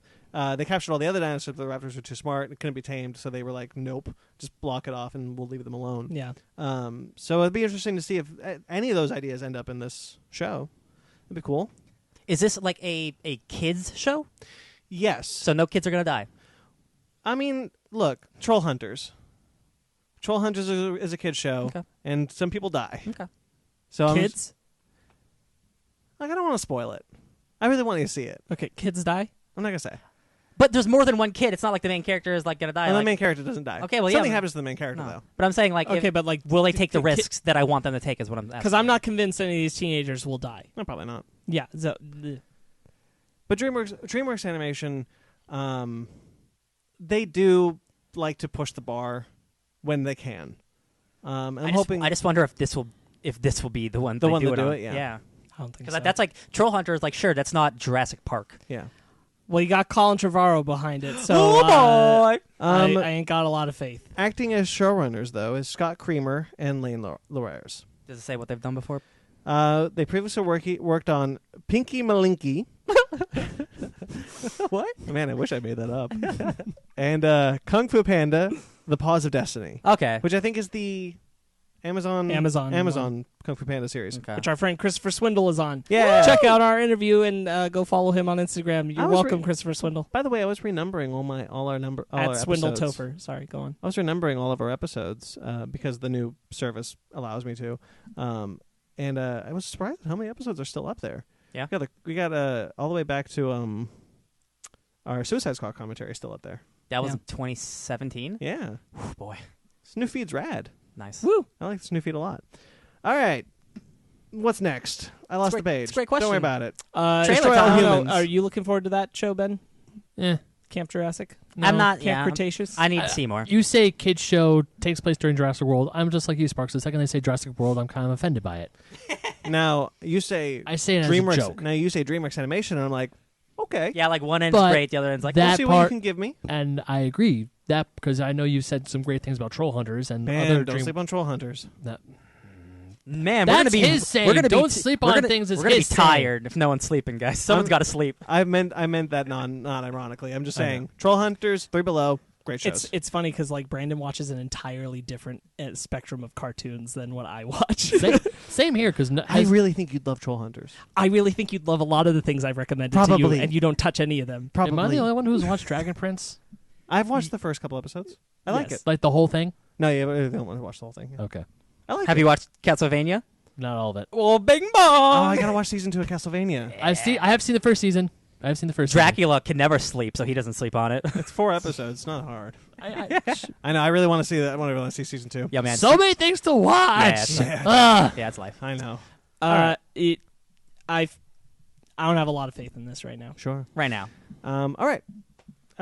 Destroy All Humans. You said it best, Sparkz. I didn't know I wanted this until they told me. Yeah. Yeah. So Destroy All Humans was a PS2 video game. Yeah, PS2, Xbox. that yeah. we all played. Oh, yeah. And it's great. They made a couple of sequels that weren't as good, but that first one is I like... knew it. They made sequels. Yeah, that first one, almost like an X-Men thing. They went like 60s, 70s, 80s, but they progressively got worse. But man, that first game is amazing. I like X-Men movies. Yeah, that's what I'll say. Yeah, the first game's amazing, and it is not just a remaster; they're remaking it like our Shadow of the Colossus game they're playing. Yeah. So from the ground up, it's being remade, like Spyro or Crash. Sure. So excited! It's gonna look great. It's gonna feel great. We're gonna have that Jack Nicholson alien. There's a Rammstein song. Yeah. The trailer is awesome. If you guys haven't seen it, So- It's so great. Do you think we're gonna get Invaders Zim back? That's going to Netflix, isn't it? No, Invaders. Oh, yeah, that's right. The new Invaders Zim movie is going to Netflix. And Rocco. I heard Strange. Rocco's Modern Life too. Super True. strange, but Yeah. remember the voice of the head alien was the voice actor for Invaders Zim. Ricky. Yeah, I think they'll keep Yeah, all yeah. the old voice casts. Yeah, that'd Yeah. be great because that game was great. Yeah, it's a really fun I game. remember. I think we owned November. it or we rented it from Blockbuster when I first played Destroy All Humans. And for hours, my brother would be playing and I'd be watching him, and we would just be giggling like idiots when we got the anal probe. Oh, jeez. Just because it's the anal probe. Yeah. I mean, we were I don't 12, think I ever- 11 years old, so we were like, I don't think I ever finished the game because I think I borrowed it from our friend Jeremy. I don't think we finished it either. But I really liked that the new remaster comes out on the remake comes out November 15th, the same day as Jedi Fallen Order. So, okay, Death Stranding, and then Jedi Fallen Order, and then also this game, and then also a big movie also comes out like around there. Are we talking about November 15th? And my Pokemon. birthday? And Pokemon. And comes Pokemon. out, yeah. And it's also my birthday. Okay, so Destroy All Humans. It's also Brandon's birthday. No, his birthday's the day before. No, but this is all in that time frame. Oh, yeah. all within weeks of each other. So, Dude, our birthdays, holy shit. you guys Hey gotta- Ben, can you buy me? don't sleep on Destroy All Humans? Jedi Fallen Order. So guys, I didn't even realize how many sequels there were because I stopped after 3. So there's Destroy All Humans, Destroy All Humans 2, Destroy All Humans Big Willy Unleashed, and then Destroy All Humans Path of the Furon, which was a PS3 360 game that I never played and I didn't hear I about. didn't know that came out. So it's got to be bad. But the first one is the one we should all care about, and we're getting it back, We're baby. getting it back. Yeah, that's so cool. Yeah. So happy to see that. Absolutely. All right, That so Rammstein was like that awesome. man, when that trailer starts and it's German, I was like, that's German. Why is he speaking German? Yeah, And then it's at first I was like, did I click the German link? And then it's like, this is a Rammstein song. I'm like, oh! Yeah, because I watched it, it's like, wait, this takes place in 1950s America. Yeah, they don't like song- Germans in 1950s America. Oh, yeah. Well, they mostly don't like Russians, but they don't like things in 1950s America. Yeah. yes, don't be. Anyway, should we move on to Jessica Jones? I'm so excited. I will play Destroy All Humans hardcore. Hell yeah. All right, so Jessica Jones season 3. All right, guys. I will give you $10,000 if you know who the villain is in the show. I just looked You it up and I won't. don't even know. Anybody got a It's like guess? Fool Killer. It's Fool Killer. Yeah. Okay, you looked it up, but it's the most obscure, like, furthest from who that character is. That character is like a Deadpool-esque mercenary, and he just had a comic written by Max Bemis, who wrote Moon Knight. Wait, is he the one who? He has a red mask. He was part of the Deadpool The Mercs, Deadpool that Mercs. Mercs with the mouth or whatever. Yeah. Mercs, the Deadpool Corps. He's not the one. He's not the cartoon, right? No. Okay. But he is a cartoon-esque character. They're turning him into a sadistic genius serial killer guy in this, and I'm like, do what you want, guys. Jessica Jones, real cool. I mean, no one's gonna use Fool Killer. At least not the version in the comics, unless you go crazy. But Sparkz. Oh, Deadpool 3 might have. I mean, it could have. They Yeah. did Mercs with the mouth. Mercs with the mouth. What do you think about this, Jones? I yes. Cool. Okay. No, I'm looking forward to it. I liked Jessica Jones season 2. I didn't like it as much as the first season, but I still No. liked it. I Yeah. liked it plenty. I'm glad that they will clearly be paying off on the Trish and Jessica stuff that was built up in season 2. good stuff. I just hope that it's got that satisfactory Finale. finale. Yeah. They did say that there is a this. finale to the series. Yeah. It does end. I've always said, like, Jessica Jones is the only one that had a 3-season arc planned. Yeah. Mm-hmm. Everyone else was just supposed to keep going. Until they didn't. Yeah. So at least Jessica Jones gets to finish the story. True. Yeah. So at least one of them does. Yeah. Yeah. It's just too bad. To be honest with you, having finished most of them, I think Iron Fist season 2 in a way kind of ends in a not in a cliffhanger way, and in a very like there's a closed loop to the story, and like yes, you want more, but you don't. If this you're were, not left so desperately wanting. I could say the same thing about Daredevil season 3 to an extent. I almost could say the same thing about Luke Cage season 2 is straight I up think like Luke we're Cage setting season up. 2 is very much setting up for a future that you probably And won't see. when Luke Cage, I know we're talking about Jessica Jones, but when Luke Cage was canceled, like Mike Coulter was talking about, we had plans for season 3, and I was gonna be like this weird crime boss kind of thing where I like had to learn how to be a hero again. And I'm like, what the hell? That sounded so cool. right. All the shows ended on such good notes where I'm like, wow, I almost wish they would have ended earlier because all the setup now is so good. Yeah. What are you gonna do? Yep. Fool Killer. Hope for the future, and Jessica Jones season 3 to keep things strong. Yeah. I hope they give Carrie-Anne Moss more great scenes. I hope we get to see the Hellcat costume. I want to see that costume. Well, they're hinting at it. I Yeah. don't know that they'll go full that direction. She's doing crazy flips and shit, and so like, Yeah. good enough. Yeah. Yeah. All right, shall we move on to our review then? Yeah. Yep. It's Patsy. All right, then time now for our Dark Phoenix review special. This is the latest and probably last X-Men film. Certainly the last of these characters for a long time. For sure. The Foxmen are now over. If you have not seen this film, get to your nearest theater, multiplex, whatever. Watch it, and come back and press play again. Or we'll just wait 2 hours for you. Spoiler alert! Do not pass go. Do not listen to this if you haven't seen the movie, or do. I don't really care. But you have been warned. Spoilers. All right, let's go around the horn. See what we thought about this one. Ben, you go first. Ben, is the microphone, please. You're better than that. He's got to be dramatic. Okay. No, that's my thought. Yes. Okay. Ryan. I was pleasantly surprised how much I like this movie, and I cannot wait to talk to you guys about it. Sparkz. It was a movie. All right, Ryan, you and I are on the same side for once. Really? Yes, Brandon! Here we go. Oh, I'm so happy Let's about this. do this. I can't believe... Real quick, I was so ready to hate this movie. Me too. And I kept waiting for the moment to go, when does this too. get bad? Me too. And we can both agree the villain sucks. Yes. Sucks. Yes. I pretty much enjoyed most of the emotional character stuff in this movie. That's not to say this movie is good, like, great, but, like... the vitriol I've seen saying this is the worst X-Men movie. Hey guys, I've seen 3 or 4 worse X-Men movies than this. Mm-hmm. So take a step back. I think this movie is better than Apocalypse. Yes. Than Origins. Yes. And The Last Stand. Yes, all those things are 100% true. Yeah. I had a good time. Yeah.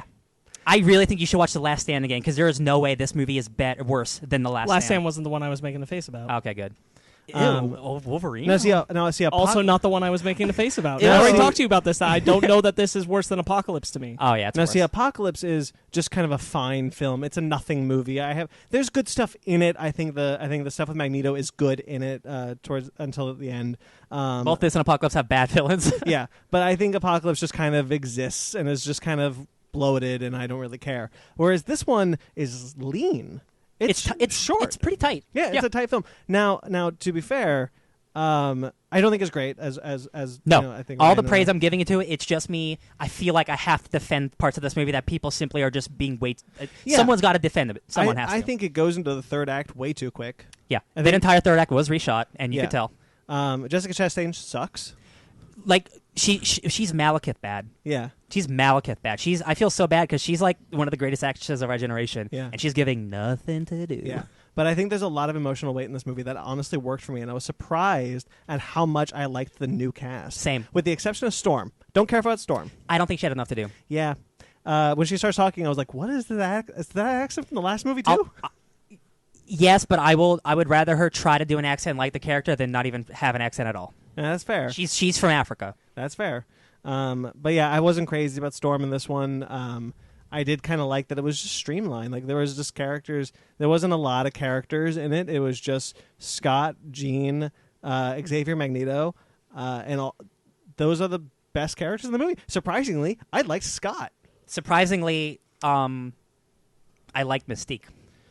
Didn't care about either of them. I'm not surprised. Now, see, I'll give you Mystique. I think that's where I think might be the only time you and I differ on this movie, Ryan. I'll tell you what. Um, If the marketing didn't sabotage its own movie, Yeah. I think we would all have a better reaction because I do think with what little Jennifer Lawrence is given, she's the best. She's way better than she was in Apocalypse. She did Yes. not give a shit in Apocalypse. Yeah. And here, at least, I felt a little something. I think it's A kind little of something. I think it's kind of the Wrath of Khan syndrome. Like Leonard Nimoy didn't want to come back, Or Han Solo wanting or to Han- die. Yeah, or Han Solo. Like I think it's kind of that where they were kind of done. They were sleepwalking in their roles, and then they're like, "Well, you can die in this one." And they're like, "Okay, I'm going to give it my all."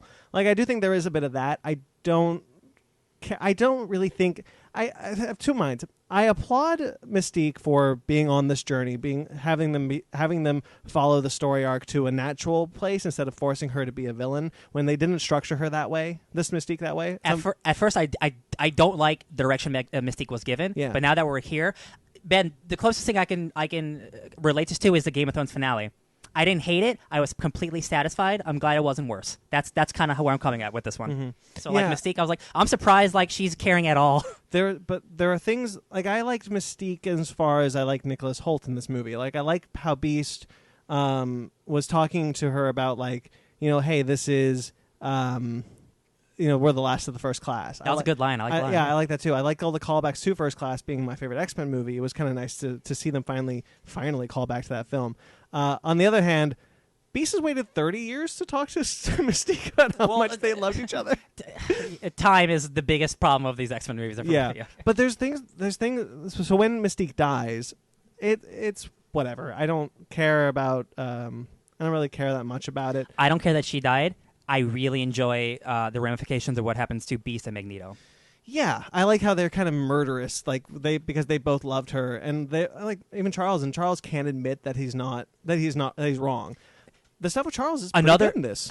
Again, the reason I weirdly like this movie a lot is because most of the X-Men movies paint Charles Xavier as like this hero, this savior. Modern X-Men paint him as, hey, maybe he's not the good guy you think he is. Yeah. And I love that aspect because like instead of it being black and white, it's morally gray, and I really like that because they are children soldiers. Mm-hmm. They are children fighting these wars, and like that's what Mystique and Beast were talking about. Like we need to get out of this. We've been in this fight too long. He has these people. We should go be happy. Yeah. And look what happens when you get dragged right back in. Yeah. So I've talked enough. Yeah. I just wanted to get some pauses out of the way before we shit all over this movie. Yeah.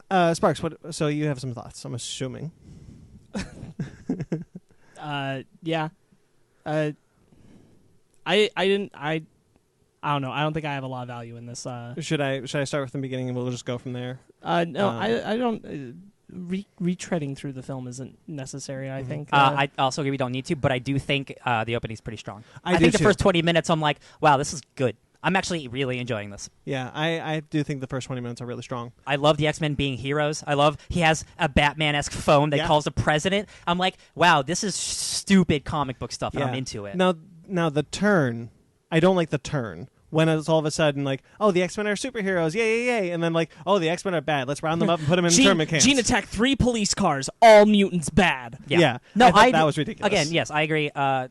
So it is rushed near the end, especially with that stuff. But again, like the script, I don't think it's great, but it's the thing for me that saves us is the emotional connections between certain characters. Mm-hmm. Like Magneto and Xavier and Beast specifically, they are all like really, really, they really are finally good. Paying off the relationship that they built from First Class. Yeah, like you have look. It's stupid that this movie takes place 40 years after Magneto First Class. is 62 years old in this movie. Yeah, listen, like I'm over stupid. That. That is, I understand it's stupid.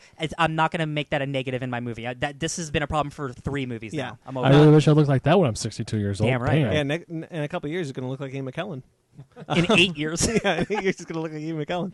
Like, but there are still things that we're finally paying off the relationship. Like, let's just bounce around. The ending when the very last frame of the movie when Xavier and Magneto meet together in France and play chess together, that got to me. That hit me. Me too. I was like, yeah, they're friends. I love that.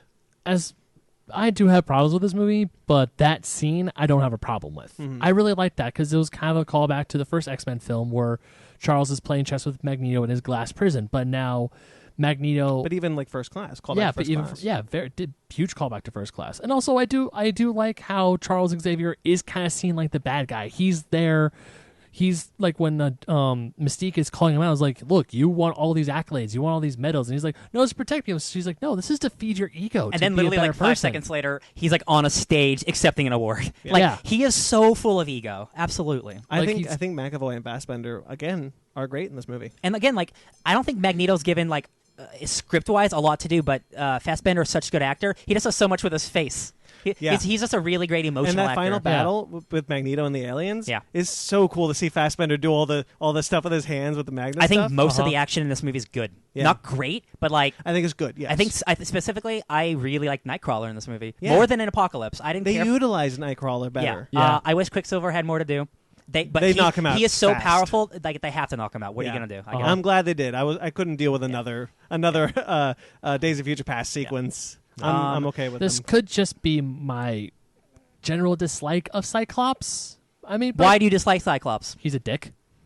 Not in this movie, in like the comics and the other What comics have you read where he's a dick? Avengers vs. X-Men. Okay, he is a dick. Yeah, he's a dick in Avengers vs. X-Men. I just want to make sure that... To be fair. Okay. No, yeah. That is the one, to be fair, where he is taken over by the Phoenix Force and he is literally super, like, terrorist. Well, even before that, he was a bit of a dick to the girl, but that's not the point. Yeah. I've never really liked Cyclops all that much. The only thing I thought he was cool was that he shoots lasers from his eyes. Mm-hmm. That was it. A concussion blast. Mm-hmm. When you're a 5-year-old, it's lasers from his eyes. Not even that, but the movies are inconsistent on if it's heat or if it's blast. Yeah. So like it's whatever. Yeah. Well, even I when did like in the X-Jet how he shoots it through the That's so good and that's dumb. pretty sweet. I That love is it. pretty sweet. so But even stupid. in the original X-Men films, he was pretty much of a prick to Wolverine the whole time. Yeah, well, Wolverine deserves it. Well, the X-Men films until this movie have not been kind to Cyclops. Yeah. I think this is the first time where they've ever painted Cyclops in a relatively good light. Yeah, I mean, give me a good Cyclops book, then sure, maybe I'll change my mind. I didn't hate him, but there are parts of Ty Sheridan's performance in this one where I'm like, ugh, I didn't like that. Well, yeah, like, Ty Sheridan's not the best actor. Yeah. Well, also, like, one of the biggest things is when he's talking to Magneto and say, if you touch her, I'll effing kill you. I'm like, Oh man, Oh. they gave Ty Sheridan the PG-13 F-bomb. They should not have done that. No, they shouldn't. That was bad. I This is the only time I cringed in the movie. I get why they were doing it. I just don't think it worked out. I don't think they executed it well because, like, Yeah. he needs. They want to show Cyclops. He is so in love and he's so ready. Like he's going to turn into an animal. He's going to swear and like. I get you wanted to show him being angry when it's like this kid saying it. Like I don't buy it. Yeah. Ryan, you'll be happy. I just realized the one piece of media where I don't hate Cyclops. What's up? X-Men Evolution.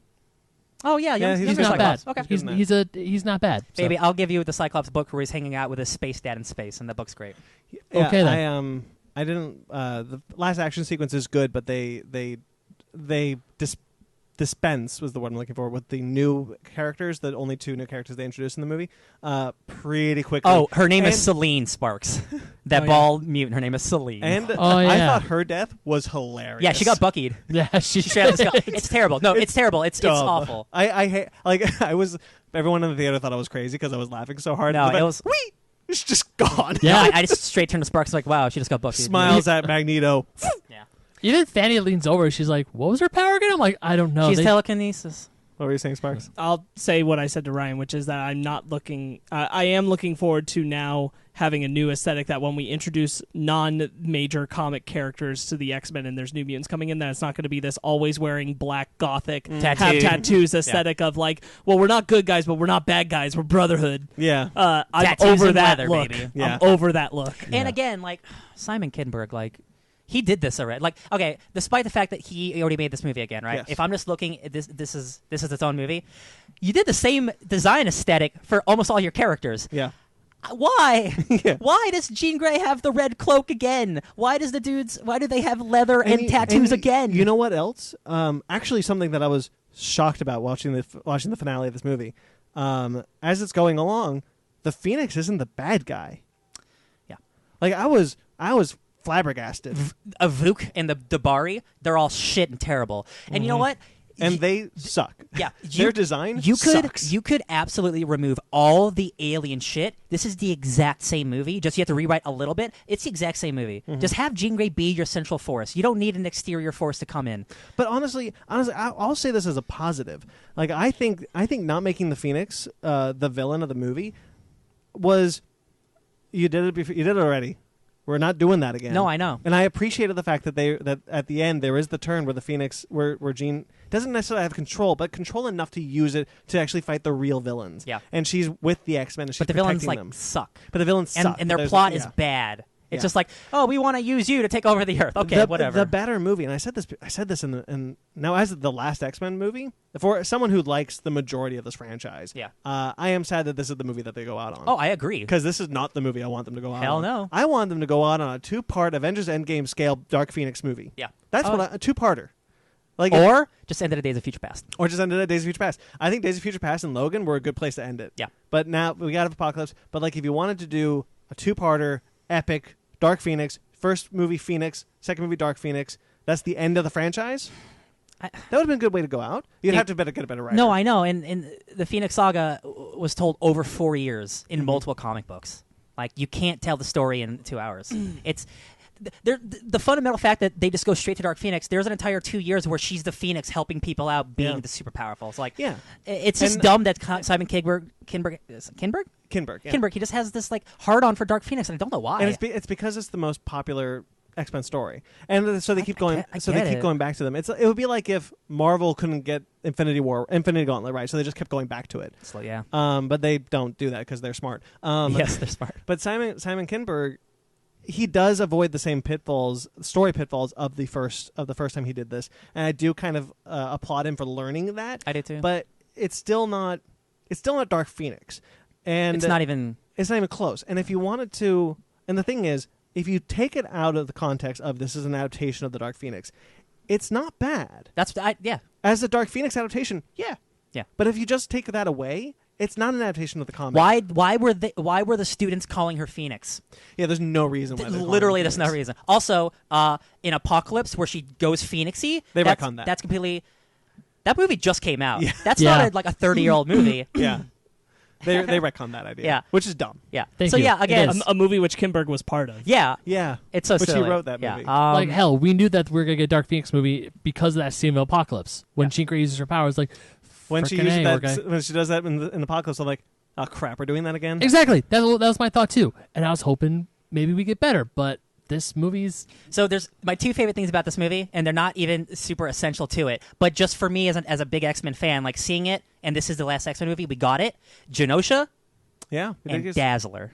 We got Dazzler this time. She's in the movie for 1 minute, and it's the actress from the Orville. Yeah. But just her singing and seeing her representation of her powers, I'm like, this is the fun party scene that was supposed to be at the mall in Apocalypse that they cut out. Yeah. And this is like this is what I wanted. I wanted the teenagers to be having fun. Nightcrawler is teleporting students out of the house to go have a party. That's fun X-Men shit. and you know, that's really good. You know what? I really like Saoirse Ronan, Jean Grey. Oh, Sophie Turner. Sophie Turner. Yeah. I really like. I don't watch Game of Thrones. all right. Yeah. I really like Sophie Turner as Jean Grey. I wish she had. Yeah. I wish she was given at least another movie because, like, Yeah. I don't think Famke Janssen is also like the best Jean Grey, but like, what would she's given? Like, especially in X2, she's really good. Yeah, she's and like, really good. Yeah. You know, that's one of my problems. Yeah. Is that we just get Sophie Turner, we just get Jean Grey in one movie, and that's Apocalypse, and then the very next movie we're gonna kill her off. No, I know, and that's We need more Jean Grey. But for me, I think the legwork that Sophie Turner does in this movie, with a script that the again script's not great. the emotional acting, like it overpowers how bad the script is. Yeah, I think she is doing great work with the material she's given, and I buy her Jean Grey. I do too. I don't necessarily buy that we earn this Jean Grey, but I buy it. Like the scene where she's crying in the alley after killing Mystique. I Yeah. buy it. The Yeah. scene where she's angry about her dad. Oh, she's rubbing off the blood. Yeah. The scene where she's angry about her father.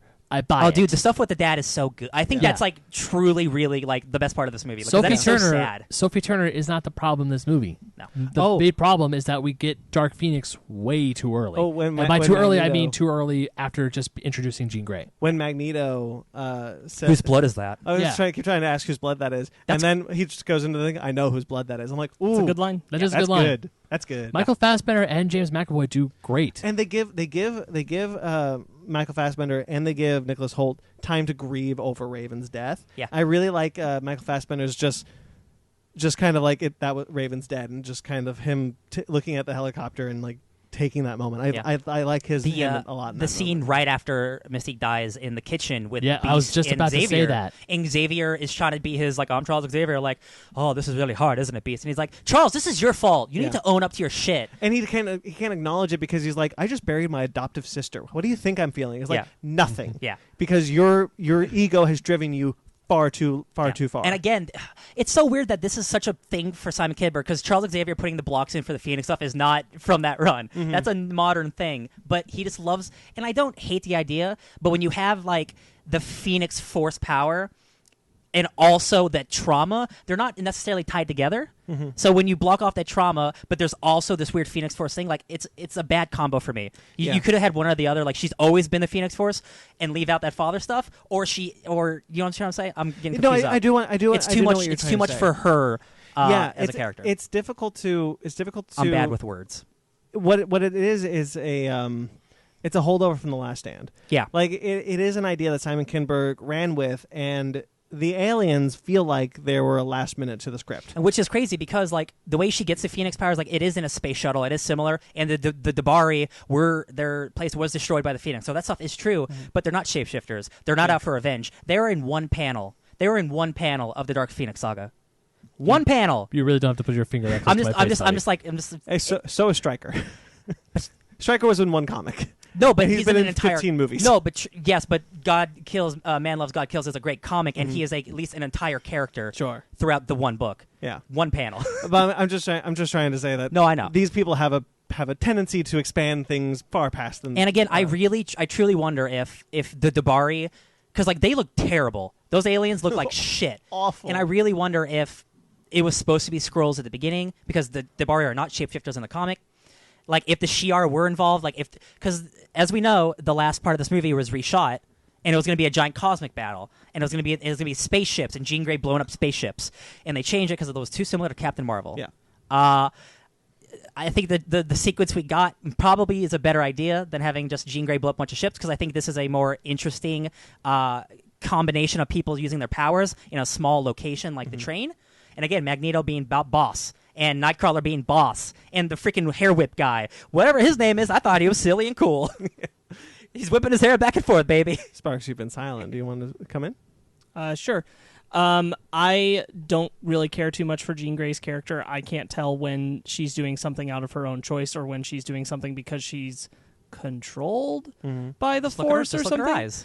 Oh, The hey, eyes- yeah, great. I mean, but it doesn't track. It doesn't track for me that she just suddenly decides I'm gonna attack military people and then throw Magneto to the side and then say, "Hey, aren't you gonna help me?" and all this. I never got the impression Not at that all. she was being controlled ever. I just kind of felt like they were That's- that she was lashing out yeah, with that power. It doesn't make when she's saying, I can't control this. I don't want this. Feel genuine to me."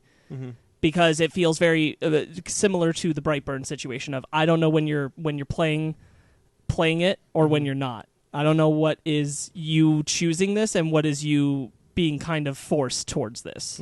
Me personally, I it's- didn't see it, but like I guess I can get that. I can understand It's not clear, and it made it so that everything about this movie felt like a lot of cliches that have been done before and better. Everything about Jean Grey's character and the I can't control this, blah, blah, blah, felt like things that have been executed better, both on, in some cases, and I'm not saying all the time, but in some cases on an acting level and definitely on a writing level. And it felt that way about Jean Grey. I think James McAvoy is great sometimes, and then sometimes I think he's phoning it in. I think that the Charles Xavier being not so great of a person thing is cool, but we don't explore it enough. I think most things go unexplored enough in this film. I don't fully embrace Beast going into we're going to kill Jean Grey mode as the character that's presented in the films, because I don't totally buy that that's who he is up to that point. But I like the moment with him and Magneto. I don't know that I buy his character motivations to be there, but I like the moment. Yeah. May I? I forgot what I was going to say. You made a point a little bit ago about something that I wanted to jump in on. You said that there are ideas in this movie that aren't explored. I agree. There are things in this movie that they just kind of touch on but don't explore, and I'm kind of two minds. I totally agree with you. I think the fact that this film is so short, it's probably it is the shortest X-Men movie. And it's an hour and 53 minutes. It's not even 2 hours. So it is definitely one of the shortest superhero movies ever. It's weird to have a short, tight, even if like beside quality level, like in something that's not 2 hours and 30 minutes. Yeah, and the third act comes at you very quickly, and I think because of that, a lot of the it could be reshoots, could be writing. A lot of that leaves a lot of stuff by the wayside that it shouldn't. A longer movie probably would have dealt with some of the things. Maybe it was in the script and just cut out. However, I like this movie, and I feel like if it was longer, I would like it a lot less. I think I agree, because like the stuff that I like I don't want them to expand and ruin it. Yes. Like enough things that I like were like You just touch tight it enough. You touch it enough Yeah. to make me happy with I'm confident that you can touch this thing. I'm not confident that you can explore that thing. Yeah. And that Yeah. I don't disagree with you. I'm not arguing that there should have been more length, but I am saying like my chief thing is we all agree that the alien stuff is bad. I wouldn't have even had them in this movie. I would have had this have been just a character piece focused entirely on Jean without the alien stuff in there and just about Jean and the mutants, and I probably would have liked the story a little bit better. Yeah. Because that at least would have felt more personal and you would have been able to explore the connections between those characters, but the aliens rob you of all of that. Yeah, especially because this is first time in the X-Men movies that there are even reference of aliens. So it's like This is First Contact, and it's not a big deal. yeah, they show up and it's just kind of like, oh, aliens. The only thing that you really get is Charles Xavier being like, what are you? Another thing, And that's it. These another are aliens. reason that I think that the Skrulls might have been the first villains is because they infiltrated the CIA and all these other places. And I'm like, well, that's. I mean, I know it's not Secret Invasion, but that's very clearly like the Dabari have. No one cares about the Dabari in the comics, so it makes me wonder if like the Skrulls were being used. Like, we can't do that, and we already have a shape-shifting idea. We just have to utilize that, and like that sucks. Yeah, That sucks. I think the script was edited after certain mandates. And we got to remember, this movie was shot over 2 years ago, and it had massive. I know it was. Yeah, Oh my god. Yeah, this and New Mutants were like around the same time. Yeah. I'm just like, I can't imagine like what this movie originally was without like 2 years ago. I certainly bet it was longer. Yeah. I'll just say this, like, we have been talking about this movie and how much of a disaster it was for so long. And maybe even me, who's high on the X-Men movies. Yeah. I mean, I'm more middle of the road, but I'm like, yeah, this movie's probably gonna suck. They've given me no reason. They're telling me Mystique's gonna die in the interviews, and even the cast members are like, oh, I didn't know we can just spoil that. And the second trailer spoils it, and then Simon Kinberg does an interview that dropped the same day as the trailer and says, "Yeah, we killed Mystique because blah blah blah blah blah." Yeah. Shut up. Yeah, I truly believe, like, and again, I don't think the death is like great, but I do think if they would have kept that secret, it would have added more to the movie. Sure, I can see that. But sorry, what I was getting at is like I do think this is a bad-ish okay movie. There's a lot of stuff I really like. There's more. The 20% thing. Like, I know like Rotten Tomatoes isn't in all be all, but like It's I harsh. like it's. I think it is really harsh. I think it's pretty harsh. Is that 20% right now? Yeah, No, it doesn't deserve it. I think like this is not BVS bad. This is Hellboy. This is Godzilla King of the Monsters. Like, I feel like those movies. I don't feel like the scores that these movies have. I don't think the quality of the and films that's not me saying deserve this the movie is score. like even an 8 or a 7, but no, like absolutely not. man, like a 2 out of 10. Like, dude, like Birdemic has more quality than that. Give me a break. Yeah, I don't. I think this movie lands better for me than even Apocalypse did, and I was kind of okay with Apocalypse. It was fine. I think people were just ready to check out, honestly, and I know, There is an X-Men fatigue. yeah, and like critics don't care, so like they have no reason to like try harder than like, oh, this is and the last X-Men movie, like, yeah, it's not great, whatever, fuck it, whatever. Yeah. I'm like, man, like I get that, but also I think a lot of people tried hard on this movie. No one tries to make a bad movie. I do actually think I do actually think that you can tell how hard people are working on this movie. Like I think like Magneto is like phenomenal. Michael Fassbender elevates every single bit of bad writing he's ever gotten in all of these films. But Yeah. he Yeah. never phones it in. Yeah. But ever. I do disagree with you, Sparkz. I don't disagree with you on a lot of things you said, but I do disagree. I don't think McAvoy phones it I in don't- ever. I don't think it is. Remember what I said. I didn't say all the time. There are scenes No, I know, where but I I- believe he is phoning it. But I disagree with that. I don't. That's think he fine. does. You're allowed It's- to disagree with it. Man, I really like the scene when he comes in to see Jean, and he's kind of like, "Well, how do I phrase this? Here's a pen. You can. Oh yeah, You can it's a ri- gift. You can write something beautiful with a pen, or you can stab someone in the eye. Either way, it's still just a pen. It's a gift. You can choose to do with that gift how you please. And- I like that scene a Yeah, lot. and again, like to your point, Sparkz, like that's the type of thing where like seeing Charles's ideology change from being like really wanting to help to being an egomaniac. Like, I do wish that was explored more, but I got enough of it from this movie and the other movies and the older Patrick Stewart X-Men movies where I'm like, I see the progression and I really dig it. And like, if there was another movie, that's where he truly becomes Professor Xavier that we know to this day. Yeah. I really enjoy morally great characters like that. There is a mistake that this franchise as a whole has made since First Class that I think this film does its best with. Yeah. And it's that kind of mishandling of the continuity with the decade time jumps. Like, that's dumb. Yeah, it's bad. That's real dumb and Yeah. and needed to stop after Days of Future You know Past. what? Like, But it does its best to not necessarily make it make sense, but kind of work with it. just put some gray. Just put some gray in Fassbender's hair. I know, That dude is seriously. so handsome and young. Like, give me a break. At least try a little. Ben, you didn't care much for this. Do you have anything you want to add? Yeah, guys, go for it. Okay. Before I'm done, I want you, all three of you, because I know you guys love to jump on me, especially you, to be quiet and He let me pointed at me, finish. just so you know. To be quiet and let me finish what I'm about to say. Mm-hmm. My biggest problem with this movie is the ending and how it does screw up the X-Men timeline. I know we talked about how the X-Men timeline. Just stop doing that, Ryan. Let me explain. I know people have been saying that the X-Men timeline's all screwy, but at the end of X-Men Days of Future Past, we have Jean alive. We have Scott stayed alive, but Jean's alive, and Professor and Charles Xavier is still the head of the school. And then Logan ends that timeline because Logan does go back, try to fix everything. Apocalypse and Dark Phoenix were supposed to be the continuation, so he got rid of the old timeline. I know it's screwy, but for me personally, just killing off Jean right there and having Beast be the headmaster and Charles take early retirement screws the whole thing. It screws it up for me personally. Do you know how the Dark Phoenix saga ends in the comic? No, how does she it end? sacrifices herself, just like she does in the movie. Yeah. But she's also, it's comic books. She could come back. Also, who's to say that we see her flying in the sky? Who's to say that she's dead? You don't know that.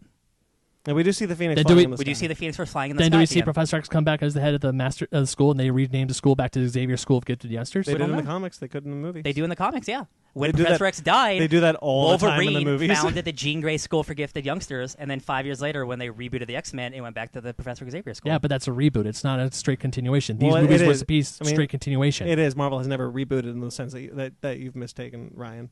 Not Like reboot, like continuity wise, but like a new #1 came out and it was back to the Xavier School of Gifted Youngsters. Yeah. See, that's the thing. I think the timeline stuff's not important to. I don't the think. movie. Well, for me, it bugs me. Bugs me because I wanted to watch understand Dark that. Phoenix because I want to watch Dark Phoenix and then go into like say X-Men 2000, and then just skip 1 and 2. Just skip 2. Well, that wasn't.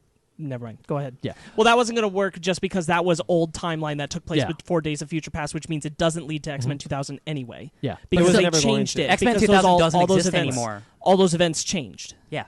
X-Men. That movie has never existed. Had stopped existing after Days of Future Past. Everything from the old movies doesn't exist anymore. Then where do we get Logan? Logan exists in the new timeline. Yeah. Don't worry about Logan. Logan is also its own beast. Again, they don't care about the X-Men timeline as much as you do. Mm-hmm. So I'm saying you shouldn't worry about it. And you realize that with Days of Future Past. You realize that with Logan, and you realize that with Even First Class, Deadpool. a great movie that takes place in 1960. Just look at these characters. The next movie, 10 years later, you can just tell immediately there's already going to be problems with how old these characters Now, are. I will say, if Days of Future Past was the end and then Logan, because Logan, James Mangold came out and said Logan takes place in the new timeline 5, maybe 10 years after Days of Future Past, the ending of Days of Future Past. Okay, I can buy that. Apocalypse, still buying it. Dark Phoenix, look, I gotta do some Heavy lifting. I gotta do a little heavy lifting, but I don't mind doing that heavy lifting. Jean Grey came back to life. Xavier was. I'm happy to talk about timeline stuff, not on podcast. I'd rather stay on this film. Right. Okay. I'm happy to. We're do never that, going to have but, another like, chance. I'd So rather this is talk the end about of the film. X-Men. We can talk timeline stuff not on podcast, and that's fine. But I'd rather talk about the film. Okay. There are other things I'm sure that you didn't like in this. Oh, yeah. Besides the timeline stuff, that's what I want to hear. Besides that, Quicksilver just being practically a one and done at the very beginning. oh, thank God. I mean, yeah, but still, I don't know. When we see Quicksilver in the beginning of the movie, it seems like he was much more prominent to the team. I didn't really like Eric going from I want to kill Jean to instantly going let's save Jean. That felt way too quick. Same with Beast. Like I get Beast is angry, but him was like yeah let's go kill Jean, and then I was like now let's go save her. Way too quick. Just way too quick. And also I agree with that. the third act just went straight into the thing. I'm sitting there and Jean's doing the whole move the train, and it goes to that spot where she kills Jessica Chastain, who I also agree sucks. Oh man, And- how she kills the aliens is real cool though. It is cool. It looks cool, but then it's like, wait, Oh, now and we're her just getting to this part right here. Oh, and her hair is always kind of flowing like it's on fire. I thought that was cool too. Yeah. It was a cool effect. Reminded me like I thought she was going Super Saiyan for a bit, A little bit. but there were parts, but stuff like that. It's like this is the Dark Phoenix saga, one of the biggest sagas in all of comics, and we're just gunning through it at breakneck speed. And here's the part where I'm saying, if you're a regular person, you've never read the Dark Phoenix saga. So Right, Ben, and you've never read the Dark no, Phoenix I saga. haven't. So exactly. So like, sorry, I didn't mean. Just try to take it for face value, not the like. This isn't the MCU. It's not going to be I interconnected. know it's not going to be the MCU, but I would have because we've done this before. Like you said, Ryan, we've seen this before. Yeah. My whole time, I'm sitting here thinking, what are they going to do different from Last Stand? They Not do a a lot lot. different, actually. They do, but still, the main themes are the same. He put up walls to hide trauma. He put up walls to hide the Phoenix Force. Spider-Man always talks about Uncle Ben. Batman always talks about losing his father. That's no, I know. that's I know, simplifying. I know. I will Let I him will have his point. I know. I'm kidding. I will say you brought up themes. I think that's a good The music's good. If you don't mind, I think the music is good. I think It's the not music's bad. good. I had no complaints. But there is a couple places where I miss the John Ottman theme. Yeah. I miss that theme. I wish that it would theme, show up once. That theme is only in I think 3 or 4 X-Men movies. Yeah. And I love it every time. Really sad it didn't show up in this one. I will say though, I actively noticed I actually really like the theme. I like the music. Yeah. There's a chanting to the Phoenix. I agree I with like that the music too. Well, there's a moment, especially like when they're standing up in the train to protect Jean. I was like, yeah, that would be neat. That would have been cool. Yeah, I mean, that scene is cool, but it happens way too quickly. I agree. I'll so much echoing to what you said, Ben, is that they go for the simplest ways of resolving things. That it's that's not what Raven would have wanted. Magneto, yeah. I was sitting there halfway through the movie, and I thought I should have done a bingo card of the most predictable things that happen in most of the Fox X-Men movies, and I would have gotten a lot of bingo. Mm-hmm. Yeah. Because a lot of the same things that not only have been done in this franchise, but done in a lot of the superhero films that have been done up to this point, they just kind of check over them, and it's just hitting the little dink. There it is in this movie. Here we go, box. And I just. I'm not here for it. I'm not that connected to these characters, both because the films haven't made me connected since arguably First Class, a little bit of Days of Future Past, but certainly not Apocalypse. Almost a decade, except wow. for Michael Fassbender. Mm-hmm. Magneto was the only person that came out of Apocalypse even having any kind of care about. I'm over the whole we like to save budget, so Nicholas Hoult keeps not wanting to be in beast form most of the time. Yeah. I'm over how many times that has been a narrative of the previous films, and we get to this one and it's still happening, and I'm like he cool. could change and Mystique beast too. form. Like he could change it to beast form at will. She changes into her normal self for no reason. Just to I'm like, talk- why did this happen? Probably just to save money on makeup. So that she could say, she Jennifer Lawrence could say the ex-women line. Yeah. Actually, you know what? I do have a. By the way, that line comes out of nowhere. Does it? Yeah. I couldn't tell. It comes way out of nowhere. One of the things I noticed that when she turns into Mystique, there's a moment when they're all looking at the students like, oh my god, you saved it, blah, blah, blah. And then that's when she turns into Mystique and she kind of looks sad about it. I'm wondering if there was something there that the other students don't trust her looking like that. I wonder if there was something there. Oh, there's a real quick. This guy doesn't listen to the show, but there is a friend I went to college with. And one of the X-Men kids who talks looks exactly like him, Yeah. and it really wigged me out. I was like, "Oh my god!" Really weird. Yeah. Yeah. So this movie does not deserve all the vitriol it's getting. It doesn't. But it's still not that good. I mean, it's okay. There are parts in it that I like. I like the fight scenes in it. The effects are really cool. Sophie Turner does do the best that she's giving. So does James McAvoy. So does Fassbender. They all do. Even sometimes Ty Sheridan has some good lines, except the whole, you know what I'm talking about. It's just, I've seen this part of Dark Phoenix before, and I was really hoping for something new.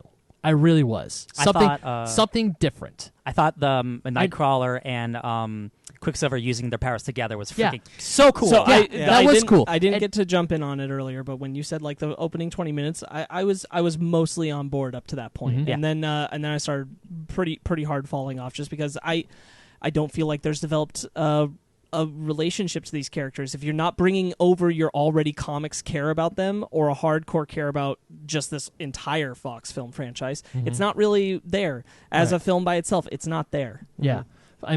I know I haven't read the Dark Phoenix saga. I know that. Would I love to read it? Of course I would. I just haven't found it in a training part where I can Marvel Unlimited, $9.99 a month.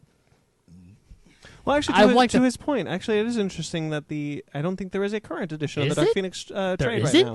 Well, it's like 40 issues, so like you'd have to buy like an omnibus or something. Oh. No, I think you could probably do like a 2-part trade, like a complete collection, A which is huge like trade. 20 issues each. I think you could do something. I'm surprised that with the movie coming out, they didn't jump on that. I mean, if Maybe they knew what they were getting, so like nah.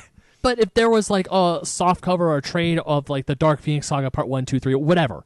If there is that, of course I buy it. Of course I read it, so I could say I read it. They should do a Chris Claremont complete collection. I wouldn't be surprised Yeah. if that somehow already exists. Yeah. Really expensive. Yeah, but sadly, I don't have it. Yeah. And sadly, I haven't read it. But I knew I knew about the Phoenix going into X3, the first one, and I didn't like it. And since I knew we were getting the Dark Phoenix this one, I was really scared. And unfortunately, my fears were somewhat confirmed. You know what I preferred in this film that I did in the last film, in The Last Stand, was in this film, it was the Phoenix. In the last film, they used Jean Grey as a stand-in for Scarlet Witch. Yeah. And I hate that because she has the powers and the look of Scarlet Witch, whereas this one, they actually try to Phoenix. It's Phoenix. And I did appreciate that. Again, I wish it's something that the Fox X movies have always had a problem with. Is just like super lean into the comic stuff. Super lean.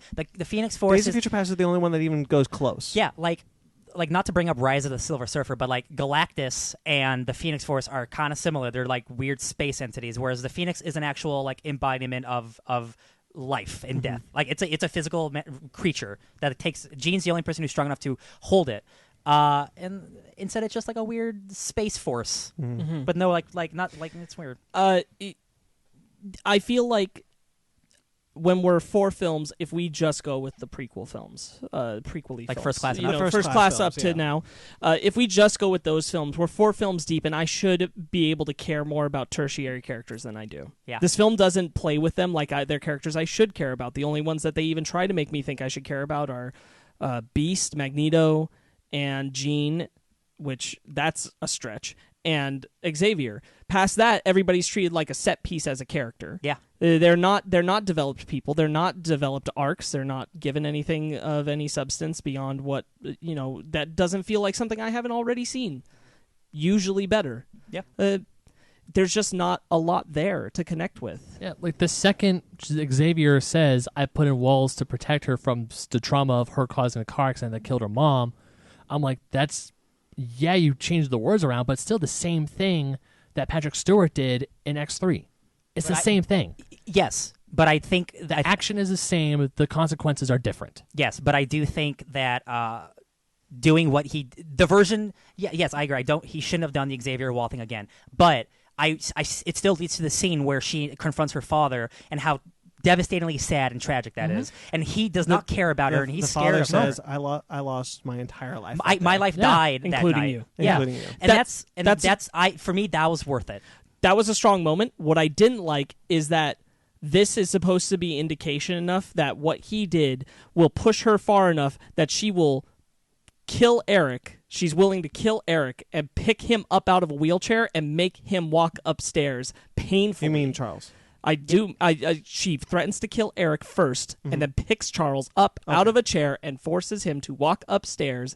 And I'm like, I don't know that the character you're trying to tell me she was before this has been pushed far enough for me. And I will agree with, again, they didn't. The Phoenix is a personality unto itself, like that Shazam book we read, where when you turn, I know that's what it's supposed to be, and I will agree that they don't tell us if it's an actual personality or if it's Jean. I will agree with that. Yeah. Yes. And the implication I get from the film is it doesn't make me feel like they don't give the Phoenix itself a sense of a persona, so it feels like it's supposed to be Jean, just kind of like Jean Unleashed, slightly with the devil whispering in her ear, which we've seen in comic book movies plenty of times. It's Eddie Brock, and I'm just not convinced that in those moments. No, it is. I'm just not convinced in those moments. I'll say that. Yeah, I'm not convinced in those moments that she.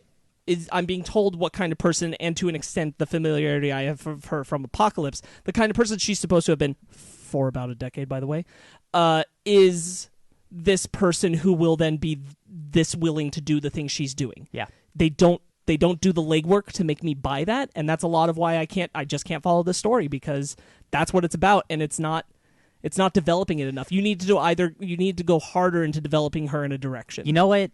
And this is 9 years removed, but the First Class should have had Jean and Scott in it, and don't be 40 years of development. Have it be like 10, 15 years. It's interesting because Matthew Vaughn deliberately, when they made First Class, he wanted to get away from those characters. Yeah, I get that. He didn't want to use those characters, but half those characters are die in First Class and become like. But that was now I've recently found out that Matthew Vaughn, if he came back for a sequel, which he was going to, wasn't going to be Days of Future Past. Yeah. Mm-hmm. That was supposed to be number 3. Yes. I think that would have been better. I think so too. I think absolutely that would have been better. So instead of Apocalypse, we would have gotten Days of Future Past and something in between. I think the Days of Future Past being a decade after First Class was a holdover from the original Matthew Vaughn idea of that's my third film. and those characters dying. Because that's my third film. Right. So I think a lot of what happened in Days of Future Past, well, a lot of that kind of stuff that you talked about, is because that was supposed to be a third film in a trilogy, not the second film in a quadrilogy now. Uh-huh. And that kind of goes back to a long time ago. We talked about how the X-Men films kind of felt aimless. They're never building to something, but they would have, under Matthew Vaughn, built to Days of Future Past. Yeah, man. And I think that would have been better. And I feel like, and we said it again, hey, Days of Future Past would have been a better place to end the franchise anyway. Yeah. Right. Yeah. No, I think you hit it pretty well. I do agree with like just the sense that this film, no matter what way I look at it, comes off as needless. Yeah. And there's a sense of joylessness to it. And I don't mean like it's not lighthearted or fun enough. I mean that I don't get a lot of joy out of experiencing it. Sure. There's a lot to that just kind of drags you down one way or another. I wasn't bored, but my mind did wander every so often. I was just thinking of just sitting down, just looking at the screen and thinking like, man, a Wolverine cameo would be cool right here. I'm so glad Wolverine wasn't in this movie. I'm I'm 100% glad Wolverine wasn't in this movie. I agree. I agree too, but once again, my mind was wandering during this film. It didn't grab my attention like Apocalypse or Days of Future Past did. It was just, once I saw the same thing, I was like, it's going to be a little bit different, but essentially it's the same thing. No joke. Like, every 10 minutes or so, I'm just like, when does it get bad? Yeah, same. Like, honestly, I was just like, yeah, Same. Jessica Chastain sucks, but I'm used to comic book movies with bad villains. Like, Yeah. we've had a couple this summer. Yeah, Like, no, when's it get bad? That's the thing. When's it get bad? I was sitting there, and I was sitting there, and like Ben, I was looking at the screen, but I was watching the movie, and I was saying like, is it supposed to be bad? Is this supposed to be like? Am I supposed to walk out of this thinking this was the worst thing I've ever seen in my life? I think a lot of people want you to feel that way. Yeah, because there's a couple people I follow who's like, that was the worst movie I've ever seen in my entire life. I hate movies now. I saw that comment. I have also seen a couple, just people are crazy. And I'm watching this movie and being like, and maybe that's because I had low expectations going in, but I'm watching this movie being like, I don't see how it's that bad. Even so, even like Sparkz, you're negative on something, but this is not the worst X-Men movie, right? No. Okay, I don't need the ranking, but people are calling it not just the worst X-Men movie, the worst movie of the year, one of the worst movies ever made. Oh, Does not deserve that. I don't think so. There's a lot of baggage with the X-Men properties and the MCU and everything, so much personal stuff. And I'm just like, take a step back. It's not a great movie, but try to find there is some redeeming stuff in here, I think. I was talking about this look, the lows are low. Yeah. But the highs are real high. I would watch this over half the X-Men movies maybe. I would watch this over Apocalypse. Yeah. And Apocalypse, I feel, is just fine. Just kind of exists. Kind of does nothing. I hate the ending of Apocalypse. I don't hate the ending of this movie. I think the final Apocalypse battle is awful. Yeah. Magneto's just having whirlwind shit just all the time. Apocalypse is just standing there while dozens of X-Men attack him. It's so boring. I don't care about that. Yeah. However, I'm Didn't feel the same way about into this Marvel Ultimate Alliance team up attacks on a train fighting these ugly. Again, the villains suck, but the team up attacks were so fun. And seeing Magneto have a dozen guns pointed on Jessica Chastain, I'm like, oh man, this is cool X-Men stuff. that was pretty sweet. When Evan Peters is when Nightcrawler bamfs, and then Evan Peters quickly gets everyone into the bamf. I thought that was cool. Yeah, it is cool. Yeah, I don't think this movie's terrible. I had a good time. I'm glad someone else liked it at least because I was just ready to be like, shit, man, I'm about to have the fight of my life here. But I'm just glad when I saw your tweet, I was like, oh, thank God. Yeah, again, like Game of Thrones finale. I'm just glad I was whelmed. I'm glad I was satisfied. Again, this is not the way I wanted this thing to go. As an ending, I am not satisfied. As a movie, it's fine. It's fine. I've definitely seen worse this year. Yeah. Yes. So yeah. Why don't we? So, anything else you guys want to add, or should we get into final thoughts? Dazzler's awesome, you guys. So final thoughts. Sparkz, you want to go first? Sure. I think the action scenes are good. There's some nice moments. I don't agree with you that the highs are high. I think the highs are medium, at best. I find it dull. I find the whole film dull and devoid of any real impact to me as a viewer or to even the larger franchise as a whole, where these characters are supposed to have come from before, almost feels unimportant, even in reference to things like First Class, where they go like, hey, we're the guys left from First Class, and it's like, yeah, but what are you even doing with that? Not really doing anything, honestly. I don't get a lot out of it, but I've been burnt out on Fox X-Men for a while, so maybe that's part of my bias. But I imagine that there must be some truth to the fact that it's dull, since so many people don't like it. Yeah, yeah. So 5. It's middle of the road. It's just middle of the road. Damn, that's actually way higher than I thought you were gonna give it. No, I'm not. It's not the worst. I don't think. I don't think it's utter garbage. No, I know. It's just. It did need to be made. I didn't need to see it, and I don't need to see it again. To be honest. Yeah. I really want to see it again. Ben, I thought about going again. Ben, why don't we go to you next? I really tried to think of reasons why I really did not like this movie when I got out of the theater, because I didn't want to just be that guy who's like, I just don't like it, and not give any reason as to why I didn't like it. And I have to, it's dull. Like echoing what Sparkz says, it's pretty dull. My mind went in and out of the X-Men of this film, and it does not deserve all the vitriol. I did not walk out thinking I hate movies now. This is definitely not the worst X-Men film. I'm never watching a movie ever again. Yeah, that's bullshit. This is definitely not the Man, worst. This is the movie that did that to you. I got some news. You should watch more movies. I mean, seriously, this isn't the worst one, Origins, but it's still not the greatest. It's still low on the list, but I would definitely, maybe I'll give this another watch after some time. I don't know, but I'm definitely not going to seek it out. I would say it is middle of the road. I mean, if you like the X-Men, the ending I don't agree with, but I do like the ending shot. I like it a lot. But it's a 5.5. It's middle of the road. So 5.5 and 5 for Sparkz. I'd like to just add a little point that I thought. If you knew you were going out and you were done because Disney, Fox, all that good stuff, I would think that you would want to go hard. Just go nuts. It's your last time out. At the time, this wasn't the... No, for sure. But I mean, like, even then, you had some idea of this being a writing on the wall because it was already a hard deal to get Fassbender and McAvoy to come back. I just listened to the Empire podcast with James McAvoy, and he's saying he would have come back and did another one if this Fox thing didn't happen. Yeah. And he said, like, when they made this movie, there was not even writing on the wall about the Fox merger deal. So. All right. Yeah, if we all remember when the Fox merger deal was first being talked about, it came at us quickly and unexpectedly. For like everyone was kind of like, "Oh, excuse me." Ryan, so final thoughts from you? Yeah, I'm just glad it wasn't a train wreck. No, it was. You should have seen the third act. Oh, you're right. Sorry, I saw Captain Marvel instead. Missed it by that much. Yeah. I'm happy that I got some emotional character stuff like from the X-Men. Like, there's certain things from the comics that that each X-Men movie give me, and this gave me my morally gray Xavier. Like, maybe he's not the savior we all thought. And for me, I'm a big fan of that. I would give this like a 6.5. It's not great, but like, shit, man, there are worse X-Men movies for sure. You actually went a lot lower than I thought you were going to go. Yeah. Again, guys, like 6.5 is not a bad score. No, not on our scale. It's not. Look, we're not the American school district. Yeah. Where it's like, what, 50% of all of the numbers are failing? Yeah. No, screw that. Yeah. I echo. I'm happy to see. I think this might be one of the rare times that Ryan and I are alone in this. It's a once in a blue moon kind of thing. Yeah. So this was kind of fun. Yeah. I was happy to be on the side with you. Yeah. I was pleasantly surprised with this film. I had a good time. I liked a lot of it. A lot of it worked for me. Kind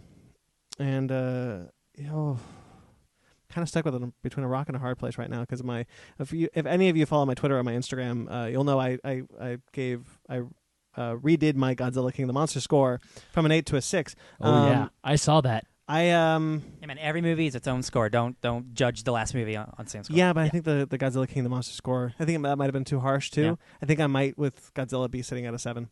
But this, I think I'm going to go with Ryan and say it's 6.5. Yeah. I think 6.5. I'm comfortable. Yeah, man, it's almost a C. Yeah. Yeah, it's like almost good enough to be like, man, hell yeah, I'd go see that again immediately. Almost. Yeah. I mean, I'll own it. Yeah. I'll own it and I'll watch it. Yeah. I think it's all right.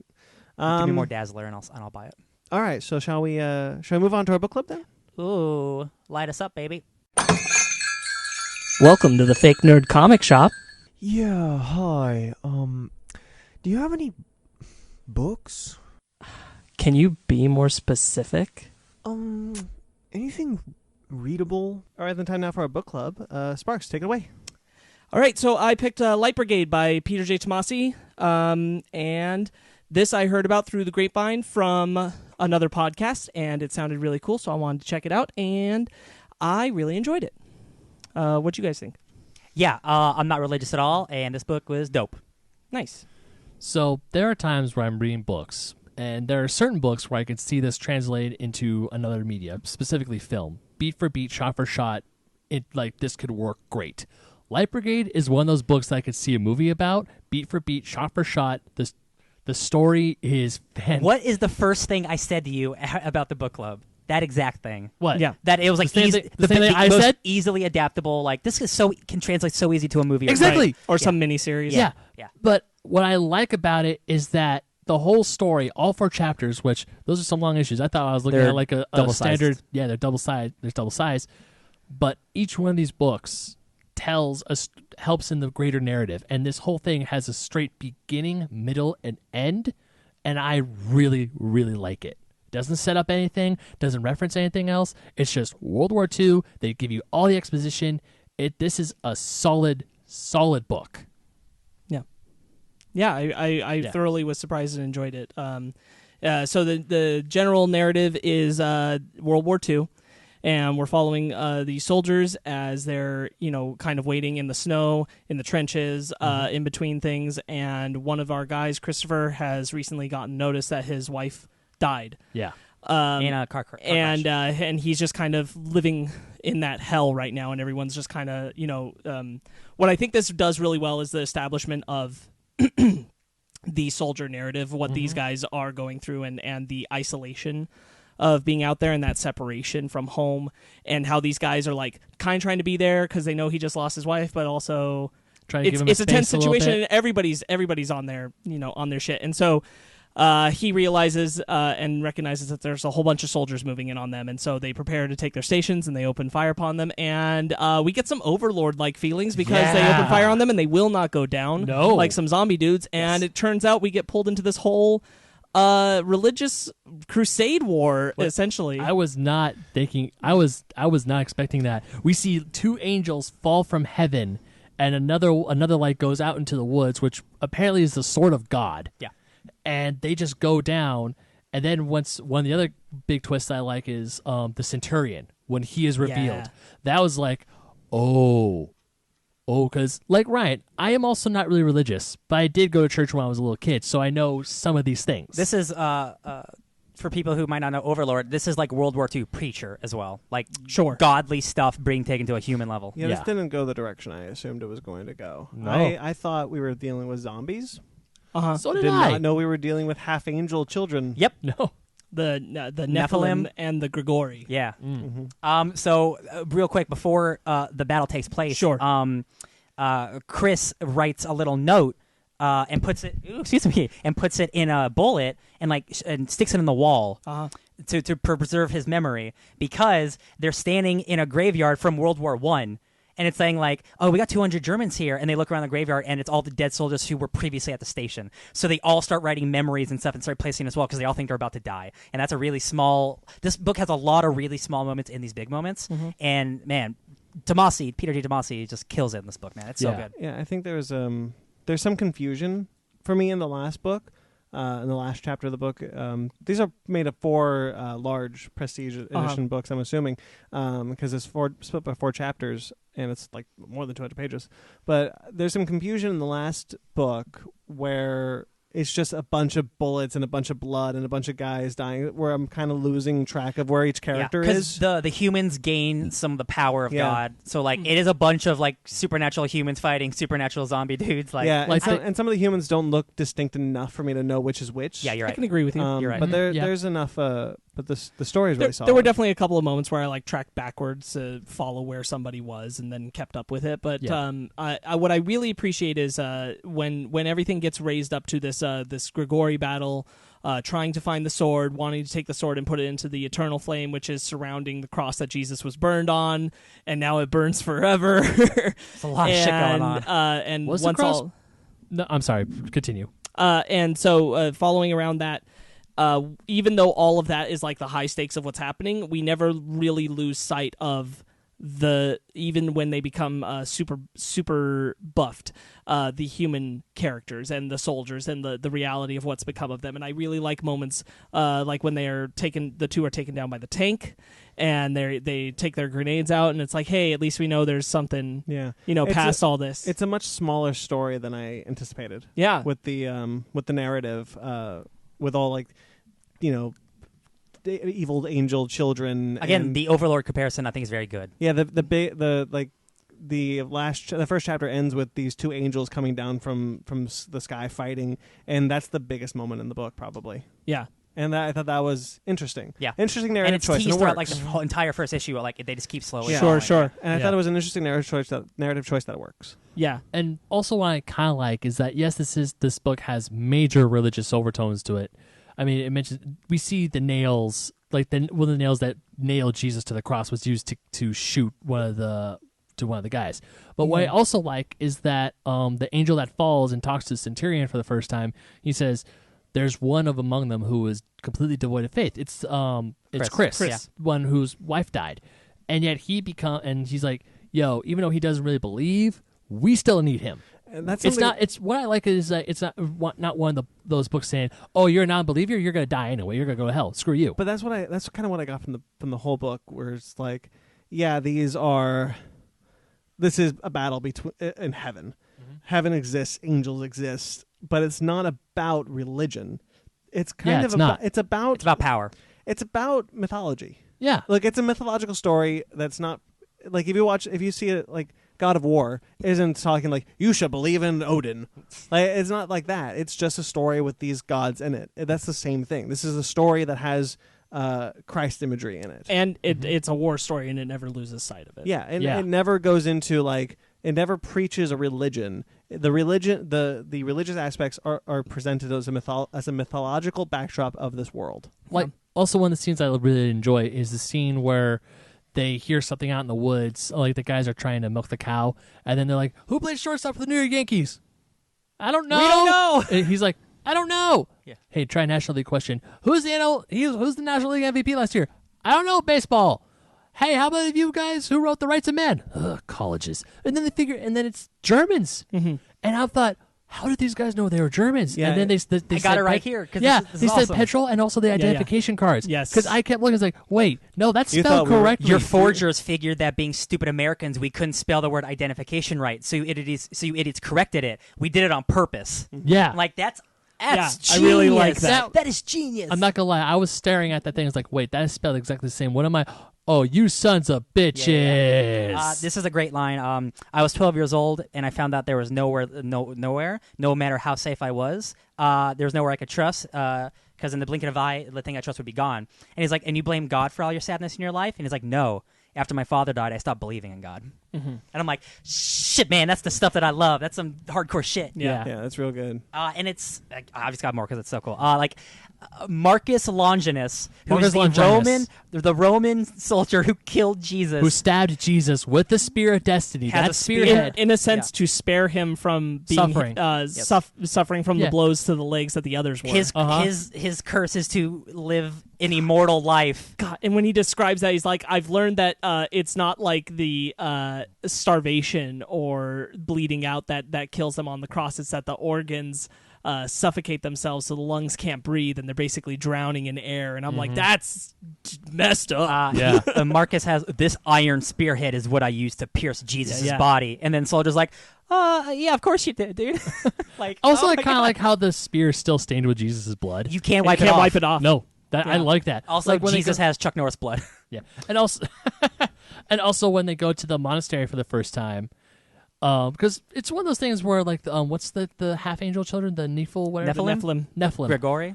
like they're walking. Zephon is the Grigori. Sorry. Yeah. He's the last of the Grigori. Yeah, and The cool dude. Yeah, the Nephilim are the children. So they're walking to the monastery, and they look down, and then and that one guy says, "There's American GIs here." He's like, "Yeah, you think all Nephilim were only here in Europe? Yeah. They're everywhere, dude." Yeah. The nerdy kid looks down like, wow, there are people down Like here knights they're and like stuff. knights. and Yeah. things. Simon, I like Simon a lot. Zephon, if this were adapted into like a film or television series, it would be easy to see how Zephon would just be a straight face like villain, much like Jessica Chastain, as we were just talking about. But in Dark Phoenix, to be clear. But I think that he's got some great little moments that add character to him, like when he jumps up for the plane. Yeah. And he's just wanted to remember what it was like to be up high in the air. And then he's got moments like, calm down. Our troops, I'm sure, will be arriving shortly. And they're immediately behind him. And he's like, you enjoy that, don't you? And he's like, yes, I do. I enjoy it very much. And I love those little beats that show him to have more than just this straight-faced, villain. Yeah, even his right-hand guy, when they were finally attacking the monastery, and they're like, hey... Monks with guns. Those monks, damn. But the Nephilim are like, hey, 3, shield him. He's like, I got the sword of God. I'll be fine. He gets shot in the head with a bullet, and he's like, yo, the sword makes me invulnerable to iron. He's excited about it. Wreck all your shit. Wreck it. And the way that Chris ultimately stops him at the end with the other soldier... saying I'll cover you, getting on his back and taking all the bullet blows as they go. Oh, that's what a great piece. It kind of reminds. I had a feeling once they had their mission to go take the Centurion to the monastery to protect the Eternal Flame. I had a feeling it was like only 1 or 2 people are gonna live. Oh yeah, out of all this. I had a feeling again like an overlord. Like, oh man, you're gonna kill everyone at the end, aren't you? Okay. Yeah, and I was surprised that 2 people lived at the end of this book. Yeah, I was bummed that Simon died. I like Simon a lot, especially, but I also like the scene. He was the nerdy kid, right? Yeah, he was the one with the comic books. Yeah, like I really like like all that. these bullet holes. I should have worn my Oh Superman god, shirt. that guy wiped his butt with his comic books. Yeah. Oh. He's like, hey, where's my All-Star number 11? Is that the one with Hawkman on it? Yeah, I used it to take a shit. Yeah. But then they're about to die. They're staring down. He's like, hey, I'm sorry you wiped my ass with your funny book. It's fine. Oh, and they're comics, not funny books. Whatever. One of my favorite moments of levity in this whole comic is all right, guys, piss on your guns. And then the one Eddie is just peeing forever. It's like, you keep peeing on it like that, you're gonna melt it. One of the things I really like is when they're all being like shot to shit, and they can't die, but they're like, I'm starting to get cold, I'm losing a lot of blood. Like, their blood isn't regenerating. Yeah. It's just their body that keeps regenerating. So they can still lose all of their blood. And I thought that was a cool little nod there. It is an interesting take because they're technically like Nazi zombies. Like, they're angels, but like they look like Nazi zombies. And like, we haven't talked about the art, but the imagery in this book is sensational. Yes, it's amazing. The art's incredible. Especially like when like the god powers and you have like Zephon with wings and the giant god sword like slicing dudes. And like, he looks totally alien to the world around. Yeah. And I think that works a lot because he's supposed to be. It's such a complete opposite. Also, the sword is very rarely in one panel. Yeah. Like the tip It's of so the sword long. is barely ever seen. Yeah. I think that's really cool that it's so long. The Centurion, he is with them. He's prepared them for this. Our holy blood melts the snow instead of spraying against heaven's gate. There's some good stuff. He's like chewing the scenery, man. Yeah. Yeah, it's again like this. Like if they made Overlord 2, just make this book. Just make Light Brigade, because like I'm seeing this in my mind. I'm like, this would be an excellent like HBO Band of Brothers with special powers type of book. Like, yeah. Like, this is a cool book. This is definitely one of those things that I could easily see translated to either a film or like a 2.5-hour film or a 10-episode series on HBO. It doesn't even need to be that long. Be 6, like the Chernobyl series that's going on right now. I bet you could do it in 6. Because they can. This is like. I just shot for shot, scene for scene from this book can easily be translated to the screen, and now it's got a great pace. Yeah, it does have a great pace. That's one of the things. Because kind of when I was looking through, I was like, man, how long is this damn book? But then as I started reading, I'm like, no, I'm into this. Yeah, I'm like really into this. Give me more. We're not even close to the end. I saw it was 4 issues, and then I'm on page like 130. I'm going, this is more than 4 issues. Yeah, but I'm really enjoying it. I was just like, I'm glad this is longer than I thought it was. Yeah, because I was enjoying it. And normally with like religious, like really heavy religious type stories, I kind of shy away from. That you're right, Brandon. This is mythology. This is Christian. This is Christian Christ imagery, but it's done in a way that isn't very like in your face Christian. It's like the stories. We're just adding on top of that. If you weren't religious, like if you didn't know Christianity, you can just view this as like, again, this is like a Greek mythology story. Yeah, it's 100%. Yeah. Like, I have to say, once they got to the relics and we saw the nail and the monastery, and the monks said, "Hey, here are the nails." Yes, those nails. We got the nails. So we got them to sign them. We did get a comment on our tweet. Ooh, tweet. I tweeted about this book and I said if you have any. Oh, comments. yeah. And we did get a comment. Thanks for the love. I have a special place in my heart for Light Brigade. The art, color, and lettering by Peter Snekbkerg. Okay. Bjarne Hansen and Ken Lopez is spectacular. Peter J. Tomasi. Yeah. Oh, Yeah. What? Nice. Peter J. Tomasi retweeted our tweet. I thought Yay. that was And pretty great. I find this super interesting because this isn't like an Image book or like a Vertigo. This is a DC It's published DC. book. This is, yeah. And I'm like, it's really cool that this is a book. And again, it's not like a bad religious book, but it's focused on like Christian religion. Mm-hmm. And I'm like, it's really cool that DC has just allowed this to get published under their specific brand. It's because they have a relationship with Tomasi, obviously. But like, it's cool that it's not an Image book. This is like And DC this is book. early Tomasi too. Yeah. Like that logo is predates New 52 by Yeah. some time. Yeah. Yeah. This is Like what, like 2012 or something, maybe? No, 2012 was New 52. Oh, it was earlier than that. Yeah. Wow. 2009 maybe. Yeah, this is a strong book. It really it paces itself out well. It ramps up its action and then it allows itself to breathe and calm down. It feels like the best of war stories or war movies, war miniseries. It very easily captures that feeling and lets everything breathe and feel natural. And I love when Chris sees Deb at the end. Yeah. Oh, When you yeah. touch In on the that, car. when she's in the car. Yeah, that and dream she sequence, says, yeah. "Get up and go finish this, and then go raise our son." He's like, yes, ma'am. So good. 2004. 2004. Oh, This book came out Damn, in really? 2004. This looks more like way more modern for This some must reason. have been one of the first books he did for DC. Yeah. It's really awesome. Yeah, I love it. Yeah. Incredible work. 15 years old, wow. Artistically, very beautiful, very great visuals. I really like it throughout. It's super dynamic in all its settings. I really like when they it basically goes near black and white for the night when they charge into the embattlement camp. Yeah. And they take out all the Nazi soldiers. It looks really great. one of my Yeah. favorite scenes is they go into the factory, and after they kill all the Nazis, the prisoners. Want us to make more bullets to kill Nazis? Oh, yeah, that's so good. That Yeah. scene, and she's and either it's the Centurion or Hal or Chris. They're like, yeah. So if you want to go, you're more than welcome to leave, but we also need your help to make some bullets. So if you want to stay, help us bullets. She's like, Are they what to are Make kill- billets, yeah. to kill It's Nazis? like, so what do you think you're going to use these for? It's like, we're going to use them to kill a shitload of Nazis. And she's like, very well, then we will stay to help you use these bullets to, as you say, kill a shitload of Nazis. Yeah. I love that part so much. It's very good. Anything else you guys want to add, or should we get out of here? This book is dope. You should give it a look-see. Yeah, man. Oh, yeah, definitely. Like, I never heard of it. It currently isn't. There's no current printing of the book, so it's difficult to find. Yeah. But if you can, It's not that difficult. if You, you can you can just find go. it. You can find copies around. I promise you. Promise. All right, so next week's book club is Ben. Do you know what you're gonna do, or do you want to wait?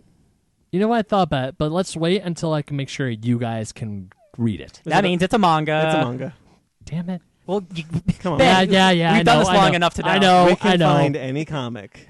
Sometimes. Sometimes, yeah. 90%. I want to make sure you guys can find this one first before yeah. we go into it. All right, so next week the review train keeps going. Men in Black International. Holy man, what a summer. Yeah, Men in Black International is next week, so stay tuned for that. Also, on Wednesday, we'll be dropping our Ken Knapsack interview special. I talked about that a little bit up top. We got Ken Knapsack in. He was really fun. Oh, yeah. Really great. Look for him to wear our shirt on Schmodown Ooh, or on Collider. So look forward to that. Also, you guys will be doing an E3 special. That will be out next week sometime. Sometime next week. Sometime. That'll Yeah, be we'll on figure- our, we'll our figure it out. YouTubes. You know, we've done the E3 specials 3 different ways now. Well, oh yeah, you're right. The first time we did it was an episode topic, and then the second time we did it was a special, and now it's going to be YouTube. Now it's gonna be a video. Yeah. And Ever evolving. I know nobody really cares about this, but I do want to say anyway.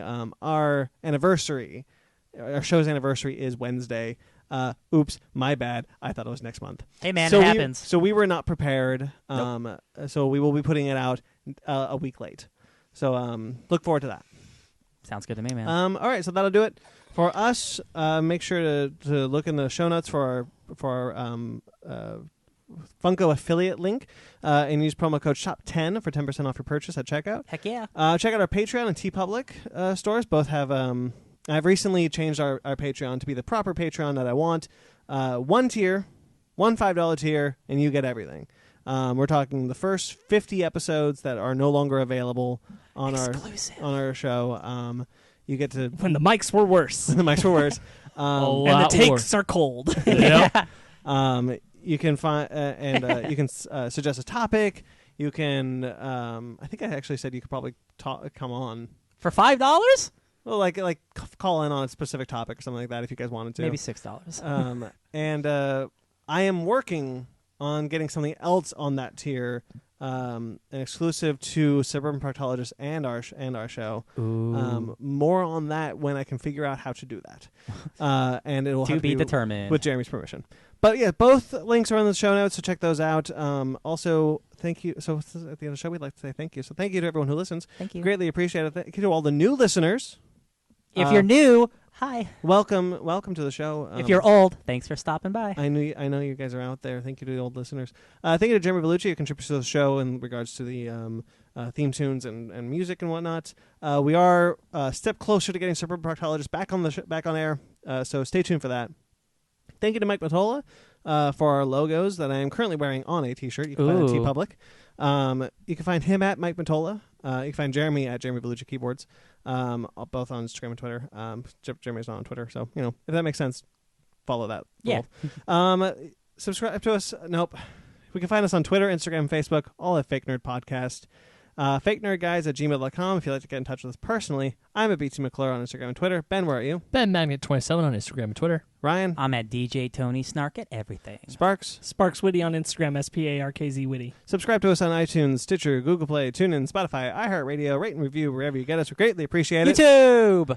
And YouTube. You can find us on YouTube as well. It's not in there. I keep forgetting to put it in there. It's okay. Find us on YouTube. Basement Arcade, Fake Nerds Watch. All of it. Link in the show notes. That is there. The link is in the show notes to our YouTube page. Heck yeah. Until next, get us up to like 100 subscribers so we can actually make a thing for it. Please do. Until next week, guys. Stay fake nerds.